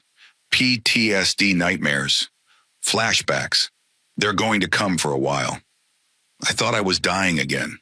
But you're not. You're here. You're alive. You're safe." Shelby's hands were still shaking. She pressed them flat against the comforter, feeling the texture of the fabric grounding herself in the physical reality of a bed that belonged to her, in a room that belonged to her, in a house where someone would come running if she screamed. "What if I can't do this?" she whispered. "What if I can't be normal again?" Forge was quiet for a moment.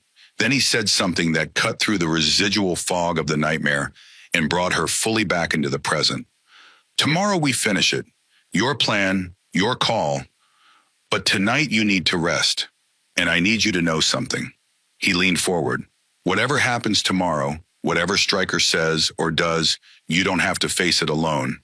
You design the plan, you make the calls, but I'll be right beside you. 260 brothers will be right behind you." Shelby looked at him, at this man who had walked into a bar and asked a starving girl if she was eating, who had called her daughter while she bled on his chest, who had stood guard in a supply closet for 5 nights because she'd told him the killer was coming, and he'd believed her. "Okay," she said. "Okay."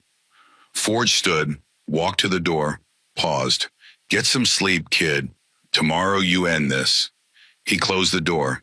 Shelby lay in the dark, listening to his footsteps recede down the hallway, listening to the house settle around her with the small sounds that houses make when they're being lived in. Creaking floorboards, the furnace cycling on, wind against the windows. She thought about Stryker in his clubhouse in Ridgemont, about the $100,000 contract that had her name attached to it, about the phone calls and the text messages spreading through the criminal network, carrying her description, her location, the price of her death. Then she thought about 260 motorcycles, about 7 patches on a leather vest, about a man who'd called her daughter and meant it. She closed her eyes. And for the first time since the bullet entered her chest, Shelby Calloway felt something she hadn't felt in 17 years. Not just safe, not just wanted, ready. They mobilized at 4:47 in the morning. Shelby stood on Forge's front porch in the dark, wearing the leather vest with 7 patches, watching the street fill with motorcycles. They came in waves. First, the Iron Wolves, 23 bikes rolling up to the curb with engines throttled low, out of respect for neighbors who were still sleeping and had no idea that the quiet ranch house at the end of their block had become the staging ground for something that hadn't happened in the history of outlaw motorcycle culture. Then the Reapers arriving from the east. Hawk at the front of his formation, silver beard, catching the glow of a streetlight as he killed his engine and nodded once at Forge, who was standing beside Shelby on the porch steps. Then the Desert Saints from the South Preacher, leading 35 bikes in a column so precise it looked like a military convoy. The Road Sentinels, the Thunder Ridge MC, the Granite Sons, the Western Guardians. By 5:15, 260 motorcycles lined Forge's street and spilled around the corner onto Meridian Avenue. The sound of that many engines idling at once was something Shelby felt more than heard. A vibration that traveled through the concrete porch steps and up through her boots and into the healing wound in her chest where it settled like a second pulse. Colleen Ashford arrived last. Not on a motorcycle, but in a dark sedan with her cameraman, a quiet man named Dwight, who had filmed war zones for the Associated Press before settling into local news. They parked at the end of the block, and Colleen walked up the driveway with her camera bag over one shoulder and the expression of a journalist who understood she was about to document something that would define the rest of her career. "You sure about this?" she asked Shelby. "No," Shelby said, "but I'm doing it anyway." Colleen studied her for a moment, took in the vest, the bandages visible beneath the flannel shirt, the careful way she held her left arm against her body to minimize the pain that every movement produced, took in the eyes, which were 17 years old and 1,000 years old at the same time. "Then let's go," Colleen said. Forge helped Shelby onto the back of his bike. The motion pulled at her chest and she had to clamp her jaw shut to keep from making a sound. The stitches beneath her bandages protested every shift of her torso. Dr. Pemberton had been explicit in her discharge instructions. No strenuous activity, no heavy lifting, no motorcycle rides to confront the president of a rival club who had placed a $100,000 bounty on your head. Shelby had decided that medical advice, like most rules she'd encountered in her life, was a suggestion that applied to people whose circumstances permitted compliance. She wrapped her good arm around Forge's waist, gripped the leather of his vest, felt the engine come alive beneath her with a rumble that traveled through her bones and momentarily overwhelmed the pain. "Ready?" Forge asked over his shoulder. "Go." They pulled away from the house.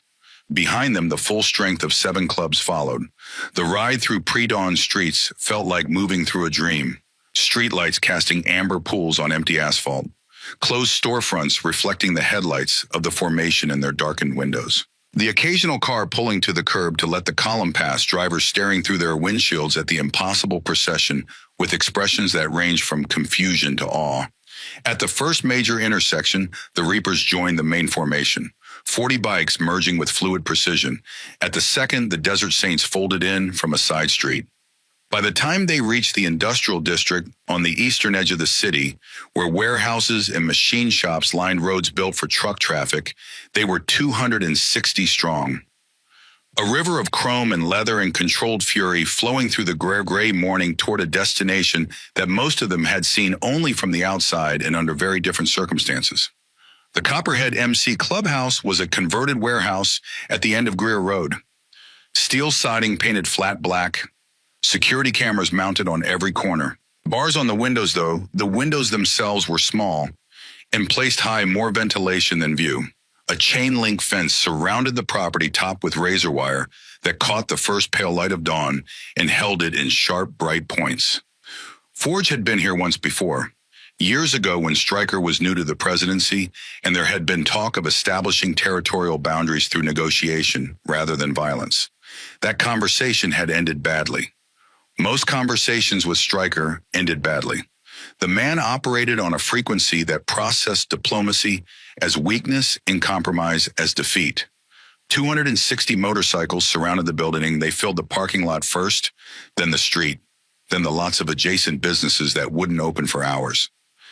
Engines idling, headlights pointed at the steel front door. The combined sound of that many machines was a physical force, a vibration that rattled the security cameras on their mounts and shook dust from the warehouse's corrugated roof. Forge killed his engine. The presidents of the other 6 clubs did the same. One by one, like lights being extinguished, the engines fell silent. 260 at once, then 100, then 50, then 10, then silence. The silence was worse than the sound, more threatening, more final. The sound had been a warning. The silence was a verdict. The steel door opened. Stryker stepped out. Warren Ekdahl, 58 years old, president of the Copperhead MC for the last 11 years, tall and lean in the way that certain men become lean when they burn through calories with the constant metabolic expense of rage. Shaved head, goatee trimmed close, tattoos covering his neck and both arms in patterns that depicted serpents and blades and skulls with fangs, the iconography of a life dedicated to the proposition that fear was the only currency worth accumulating. He stood in the doorway and looked at what was waiting for him. Shelby watched his face from 30 feet away and saw what she needed to see. A flicker, brief, controlled, immediately suppressed but present. The involuntary contraction of muscles around the eyes that occurs when the brain processes information it doesn't want to accept. Fear. Stryker was afraid. Behind him, 15 Copperhead members filed out. They arranged themselves in a line at their president's back, and Shelby could read each of them the way she'd read the 3 men who walked into Whistler's 9 days ago. Some were steady, most were not. They shifted their weight, glanced at each other, did the arithmetic that men do when confronted with overwhelming numbers, and arrived at the same answer. 17-1. No version of this ended well for the Copperheads, and everyone standing in that parking lot knew it. Forge dismounted, helped Shelby off the bike. The pain of swinging her leg over the seat and finding her footing on the asphalt nearly buckled her knees, but she locked them, stood straight, kept her face neutral the way she'd always kept it when adults were watching, and weakness was an invitation. They walked toward Stryker. Every step sent pain radiating through Shelby's left side like fault lines, spreading from an epicenter. She felt each one of her stitches individually, felt the healing tissue stretching and protesting and threatening to tear. But she kept walking because this was her plan and her fight, and she would not let the body that had already survived a bullet and 47 seconds of death prevent her from finishing what she'd started. Behind them, the presidents followed. Brick and Hawk, Preacher, and the others. A wall of leather and authority moving in formation across the cracked asphalt. To the side, barely visible in the gray light, Colleen and Dwight had positioned themselves with the camera already rolling. The red light was on. Everything that happened in the next few minutes would exist forever. Stryker watched them approach. His jaw was set. His hands hung at his sides with studied casualness. But Shelby noticed the tendons standing out along his forearms. Tension held in the muscles controlled, but present the way a coiled spring holds energy. "You've got some nerve," Stryker said, when they were close enough to hear him without raising voices. "Rolling up on my house." Forge started to speak, but Shelby stepped forward, in front of Forge, between the president of the Iron Wolves and the president of the Copperheads, between the man who had adopted her and the man who had tried to kill her. A 17-year-old girl in a leather vest with 7 patches standing in the space where violence was supposed to happen, filling it with something else instead. "You put a contract on me," Shelby said. Her voice was quiet, steady, carried only by the silence of every man assembled, a silence so total that her words needed no volume to reach the farthest row of motorcycles. It was not the voice of someone making an accusation. It was the voice of someone stating a fact the way you'd state that the sun rises in the east or that water runs downhill. Simple, undeniable, stripped of everything except the truth at its center. Stryker looked at her, actually looked at her perhaps for the first time, saw the bandages beneath the flannel, saw the careful way she held her left arm, saw the dark crescents under her eyes that spoke of pain and sleepless nights, and the kind of exhaustion that came from surviving things that should have killed you. "You're the dishwasher," he said, "the one everyone's talking about." "Yeah." "You really threw yourself in front of a bullet for this old man." "Yeah." Why, the question hung in the November air. Shelby felt the weight of it, felt the presence of every rider behind her waiting, felt Forge behind her close enough to touch, but not touching, giving her the space to be the person she'd become in the 9 days since she'd run 7 steps across a barroom floor. Because he showed up, Shelby said. She let the words sit, let them find their own weight in the silence. Every Thursday for 6 months, same booth, same burger, same $20 tip. He asked me one question every week. "Are you eating today, kid?" That's all. No lectures, no pity, no trying to fix me. He just showed up and asked if I was eating. She took a breath. It hurt. Everything hurt. But the words were coming, and they were hers, and she was going to say them all. I was 17, living in my car, working for $7.25 an hour. I had no family, no address, no one who would notice if I disappeared. I was invisible, and he made me visible. $20 at a time, one question at a time. He showed up, and that was everything. She looked at Stryker with eyes that held no anger, no fear, only the brutal, unadorned clarity of someone who had been stripped down to the bedrock of who they were and found something there that couldn't be broken. "And you put $100,000 on my head because I cost you money, because I embarrassed you, because a 17-year-old girl who sleeps in a car and washes dishes for a living made you look weak in front of people whose opinions you need. She paused. Let the camera record the silence. Let Stryker feel the gaze of every man at his back and 15 of his own behind him, watching their president be addressed by a child with a hole in her chest and more courage than anyone in the parking lot had ever seen. I'm 17 years old, Shelby said. I weigh 112 pounds. I own a car that doesn't always start and an envelope with $1,800 in it. And you're afraid of me. She tilted her head slightly. What does that tell you about who you've become? Stryker's face didn't change, but something behind it did. Some tectonic movement in the substrata of his composure deep enough that only someone who'd spent her life reading the invisible architecture of human violence would have noticed. His eyes stayed on hers, but shifted in quality. The predatory focus softened into something older and less certain. No one spoke. The parking lot was still. 260 men standing beside their motorcycles, barely breathing, watching a girl dismantle a man's armor with nothing but the truth. Hawk stepped forward from behind Shelby. 7 clubs, he said. His voice was gravel. 260 brothers, enemies who rode through the night and stood together for a week because of what this girl did. You've got 15. Do the math, Preacher added from Hawk's right. The old man's voice carried the weight of 40 years in the life and the moral authority of someone who'd eulogized more bikers than most people had ever met. Stryker's jaw worked. He looked past Shelby to the formation behind her. Read the patches: Iron Wolves, Reapers, Desert Saints, Road Sentinels, Thunder Ridge, Granite Sons, Western Guardians, clubs that had been at war with each other, with themselves, all standing in unified stillness with an intent that required no verbal articulation. We're not here to start anything, Preacher said. His tone was calm in the way that deep water is calm. We're asking you to do the right thing. Withdraw the contract. Leave the girl alone. Walk away from the territory war. Everybody goes home. And if I refuse, Stryker said, but the defiance in his voice was mechanical, a reflex, the kind of resistance that men offer when they know the outcome is already decided but need to perform the ritual of opposition to preserve whatever remains of their dignity. Then we stop asking nicely, Brick said from behind Shelby's left shoulder. The silence stretched again, longer this time. Shelby could hear the distant sound of traffic on the highway a mile east, the faint hum of the warehouse's ventilation system, the creak of leather as the assembled riders shifted their weight in the cold. Stryker looked at Shelby again. Really looked. Not at the vest or the bandages or the bikers behind her. At her face, at the eyes that held his without flinching. At the mouth that had spoken truth without raising its voice.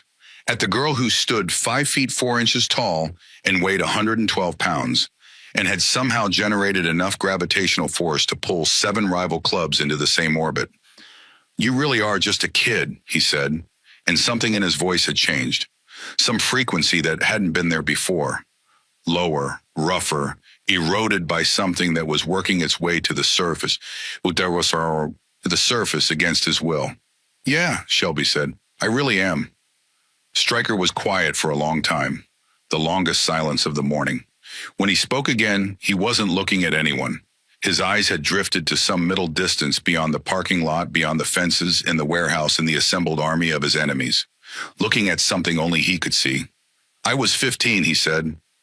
The words came out rough, unpracticed, the voice of a man unaccustomed to saying things that mattered. Living under a bridge outside of Reno. Hadn't eaten in 3 days. Stealing from gas stations to survive. No family, no prospects, nothing ahead of me except more of what was already behind me. He paused, drew a breath that shuddered slightly at its deepest point. Old biker named Grady found me sleeping behind his garage. Big man, Grady Dunlop. Rode a panhead that he'd rebuilt 3 times and still swore was the best machine ever made. He didn't call the cops, didn't call social services. He gave me a job sweeping floors, paid me in cash, and fed me dinner every night at his kitchen table, taught me how to rebuild a carburetor, how to true a wheel, how to read a torque wrench, and how to read people, which was harder. Stryker's voice was losing its armor. Word by word, the enforced flatness that had characterized his speech since he stepped out of the clubhouse was giving way to something underneath. Something that had been locked behind decades of the particular hardness that men in the outlaw world cultivated, the way gardeners cultivated thorns. Grady saved my life. Plain and simple. I was 15 and dying by inches, and he showed up. Gave me a purpose. Gave me a family. When he got sick 10 years later, I paid his medical bills. Sat with him in the hospital every day for 6 weeks. Held his hand when he died because he'd held mine when I was a kid with nothing. And that's what you do for people who show up. He looked at Shelby, and she saw it. The thing she'd been looking for. Not surrender, not defeat, recognition. The shock of seeing yourself reflected in someone you've been trying to destroy and understanding in a single devastating instant what that means about who you've become. Grady would have been ashamed of me, Stryker said. His voice broke on the name. A hairline fracture that spread through the sentence and left it in pieces on the cold asphalt between them. Putting money on a kid's head, sending men to do what I was too cowardly to do myself. A kid who did exactly what Grady did for me. Showed up for someone, put herself between danger and somebody else. He shook his head. Slow, heavy movements, the kind a man makes when the weight of his own history becomes temporarily unbearable. He took me off the street when I was nothing, fed me when I was hungry, gave me a life when I didn't have one. And I looked at you and saw exactly the same story, and instead of recognizing it, I tried to end it. Because you embarrassed me. Because you cost me money. He was quiet again. Shelby didn't speak. Didn't need to. The silence was doing work that words couldn't, filling the space between them with something that felt like the air before rain, heavy with what was coming, inevitable. The contract's withdrawn, Stryker said. He said it to Shelby, but his voice carried across the parking lot the way voices carry in open spaces when there's no wind and every surface is hard. 260 men heard it. 15 Copperhead members heard it. Colleen's camera recorded it. The words existed now in a form that couldn't be retracted or reinterpreted. I'll put the word out within the hour. Nobody touches the girl. And the territory war is done. Your borders are your borders. We stay on our side. Forge stepped forward. Just like that. Just like that. Stryker's eyes hadn't left Shelby's. That kid did something most of us only talk about. Lived the code. Real brotherhood. No patches required. I put a price on her head because I was embarrassed because she made me look weak. But killing her for that. He shook his head again. Grady didn't save me so I could become the kind of man who murders children. He turned to his crew. We're done here. Stand down. The Copperhead members filed back through the steel door, slowly with the uncertain posture of men who had braced for war and were now processing peace. Stryker was the last. He paused at the threshold, one hand on the door frame, and looked back at Shelby. You're a lucky kid, he said. You found something most of us spend our whole lives looking for and never get close to. His voice was stripped bare. No menace, no performance. Just an old man talking to a young girl about the thing that mattered most. Don't waste it. Then he stepped inside. The door closed, and the parking lot erupted. Not in violence, in release. 260 men who had ridden through the darkness, prepared for a confrontation that could have turned into a massacre, and instead watched a 17-year-old girl end a 2-year territory war with her voice in the truth and the unbearable weight of being right. Engines roared to life. Men cheered. Someone from the Granite Sons was actually crying and not trying to hide it. Hawk walked over to Forge and clapped him on the back so hard it staggered the bigger man.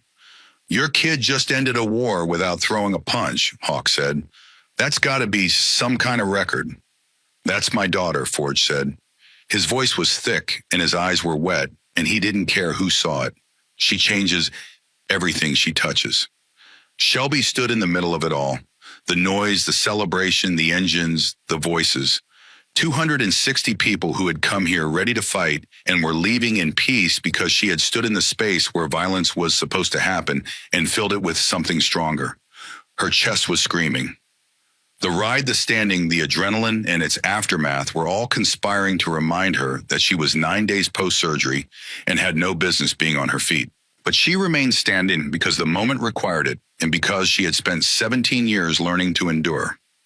They rode back as the sun rose, the formation moving through streets that were beginning to wake up with the first stirrings of morning commuters and delivery trucks and people walking dogs who stopped on sidewalks to stare at the procession streaming past in the golden early light. The other clubs peeled off, so they went, heading home, heading back to their clubhouses and their territories and the lives that had been interrupted by a girl and a bullet and the impossible thing that happened after. But every president raised a fist as they separated from the formation. Every one of them looked at Forge's bike and the small figure on the back and understood that what they had witnessed that morning was not the end of something, but the beginning.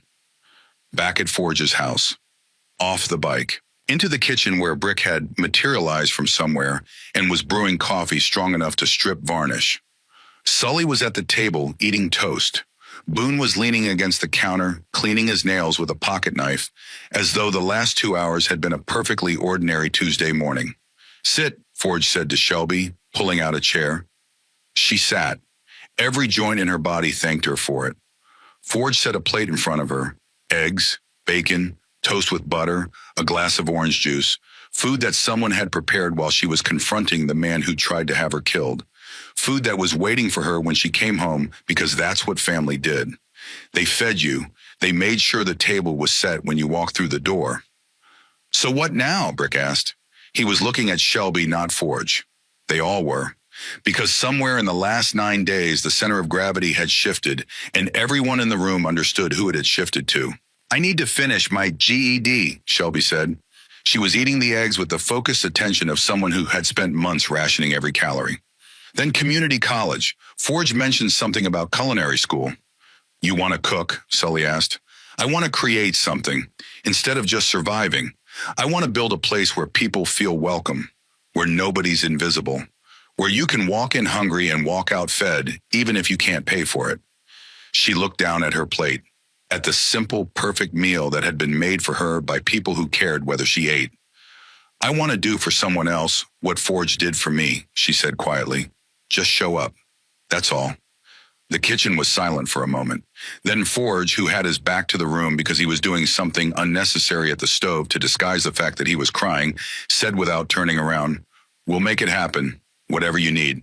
Over the next 3 weeks, Shelby healed. The chest pain faded from constant to intermittent to occasional. The stitches came out. The wound began its slow transformation from raw, angry red to the puckered pink of new scar tissue.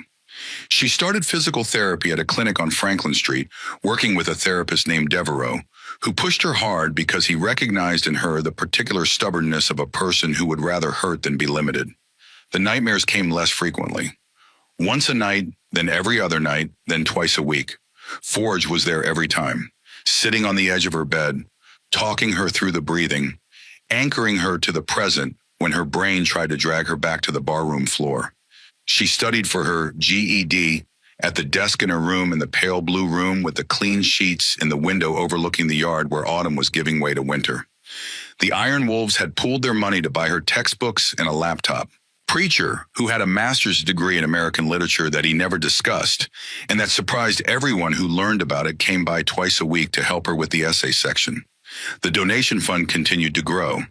$83,000, then $90,000, then $112,000, as the story continued to circulate through the vast interconnected architecture of American sympathy. Shelby couldn't comprehend the number, couldn't reconcile it with the $1,847 that had represented the totality of her ambition 8 months ago. "Because you reminded them that good people exist," Forge told her when she asked why strangers kept sending money. "In a world that feels broken, you showed them it's not." On day 21, Shelby passed her GED exam, all 5 sections, the highest score in her testing cohort. Forge threw a party. Every club showed up. The house overflowed with leather vests and laughter and the smell of barbecue that Boone was smoking in the backyard with equipment borrowed from a Granite son who owned a restaurant supply company. Hawk brought expensive bourbon. Preacher brought a first edition copy of East of Eden, which he inscribed with a passage about Timshel, the idea that thou mayest choose your own path, and handed it to Shelby with the quiet ceremony of a man bestowing a blessing. At midnight, Forge led Shelby to the garage. Inside, covered by a paint-spattered tarp, was something that hadn't been there that morning. "What's this?" Shelby asked. "Your graduation present." He pulled the tarp. Beneath it was a Harley-Davidson Street 500, black and chrome, beginner-friendly but serious. Beautiful in the way that machines built for speed and freedom are always beautiful even standing still. On the gas tank, custom painted in silver leaf, were 7 symbols, one for each club that had stood vigil. Shelby ran her fingers across the paint, felt the cool metal beneath her fingertips. Her own bike, her own machine, her own freedom. After 17 years of moving through the world on terms dictated by foster parents and social workers and the grinding mechanics of poverty, she had something that would carry her wherever she decided to go. "I can't accept this," she whispered. "You can and you will, because you're a sister now. Sisters ride together."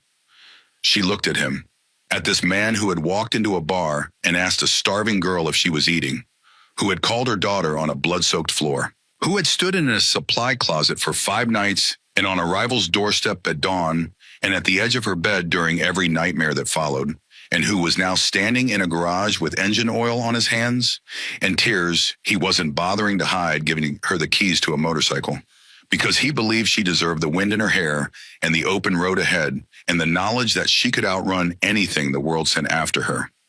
"Thank you," Shelby said. Her voice broke on the second word. "For all of it, for showing up, for calling me your daughter, for giving me a family." Forge pulled her into a hug, careful of her healing side, strong enough that she could feel the certainty in it. "You gave me a family too, kid.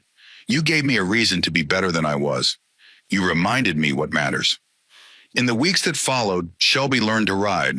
Brick was her instructor, which surprised everyone because Brick communicated primarily through grunts and monosyllables and had never been accused of patience.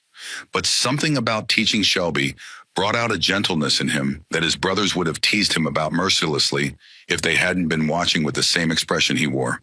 Pride mixed with a tenderness that men in the outlaw world rarely permitted themselves to feel and even more rarely displayed.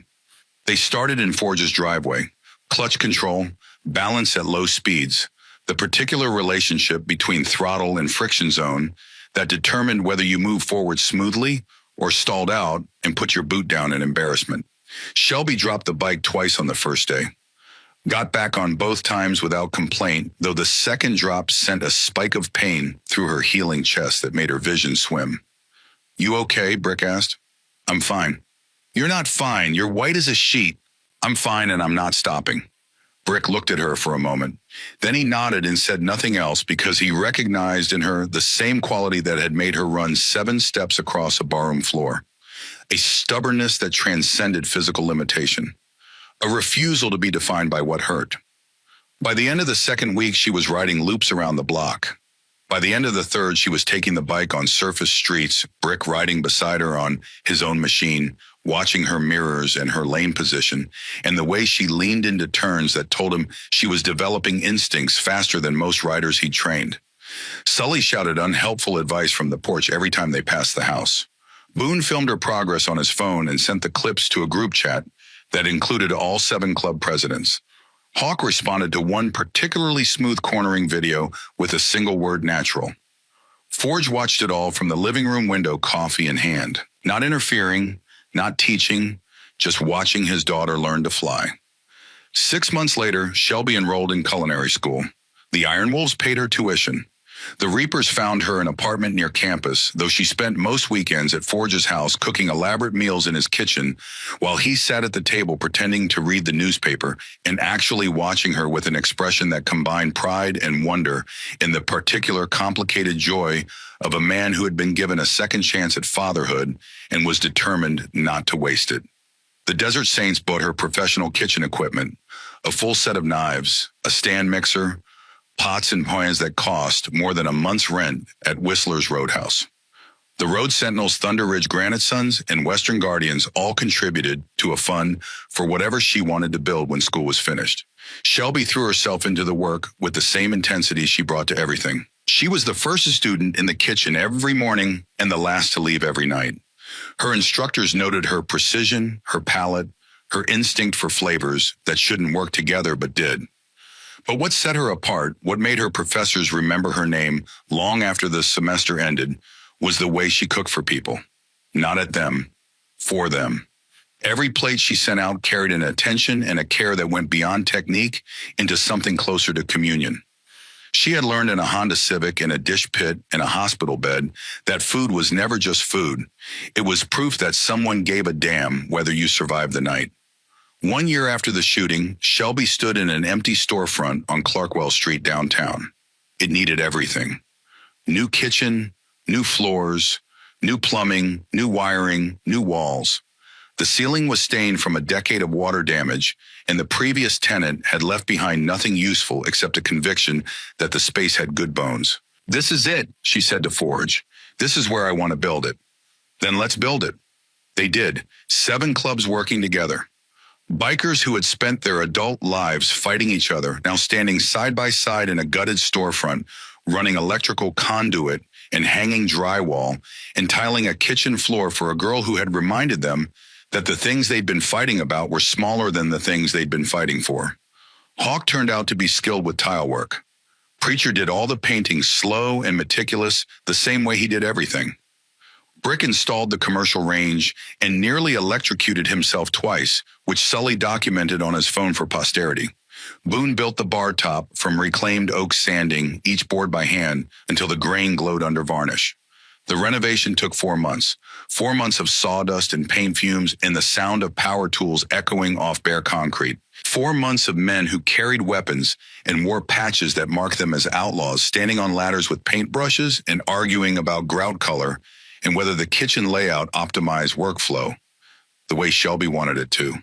She was there every day, drawing plans on butcher paper, measuring and remeasuring, tasting test recipes in Forge's kitchen, and bringing his samples to the work crew for feedback. The bikers turned out to be surprisingly opinionated food critics. Hawk declared her pot roast the best thing he'd eaten since his grandmother died. Preacher suggested adding cornbread to the menu and provided his mother's recipe handwritten on a yellowed index card that he produced from his wallet with the reverence of a man presenting a sacred text. The restaurant opened 18 months after the shooting at Whistler's Roadhouse. Shelby named it Whistler's Second Chance. The menu featured comfort food made with intention. Burgers that tasted like someone who loved you had cooked them.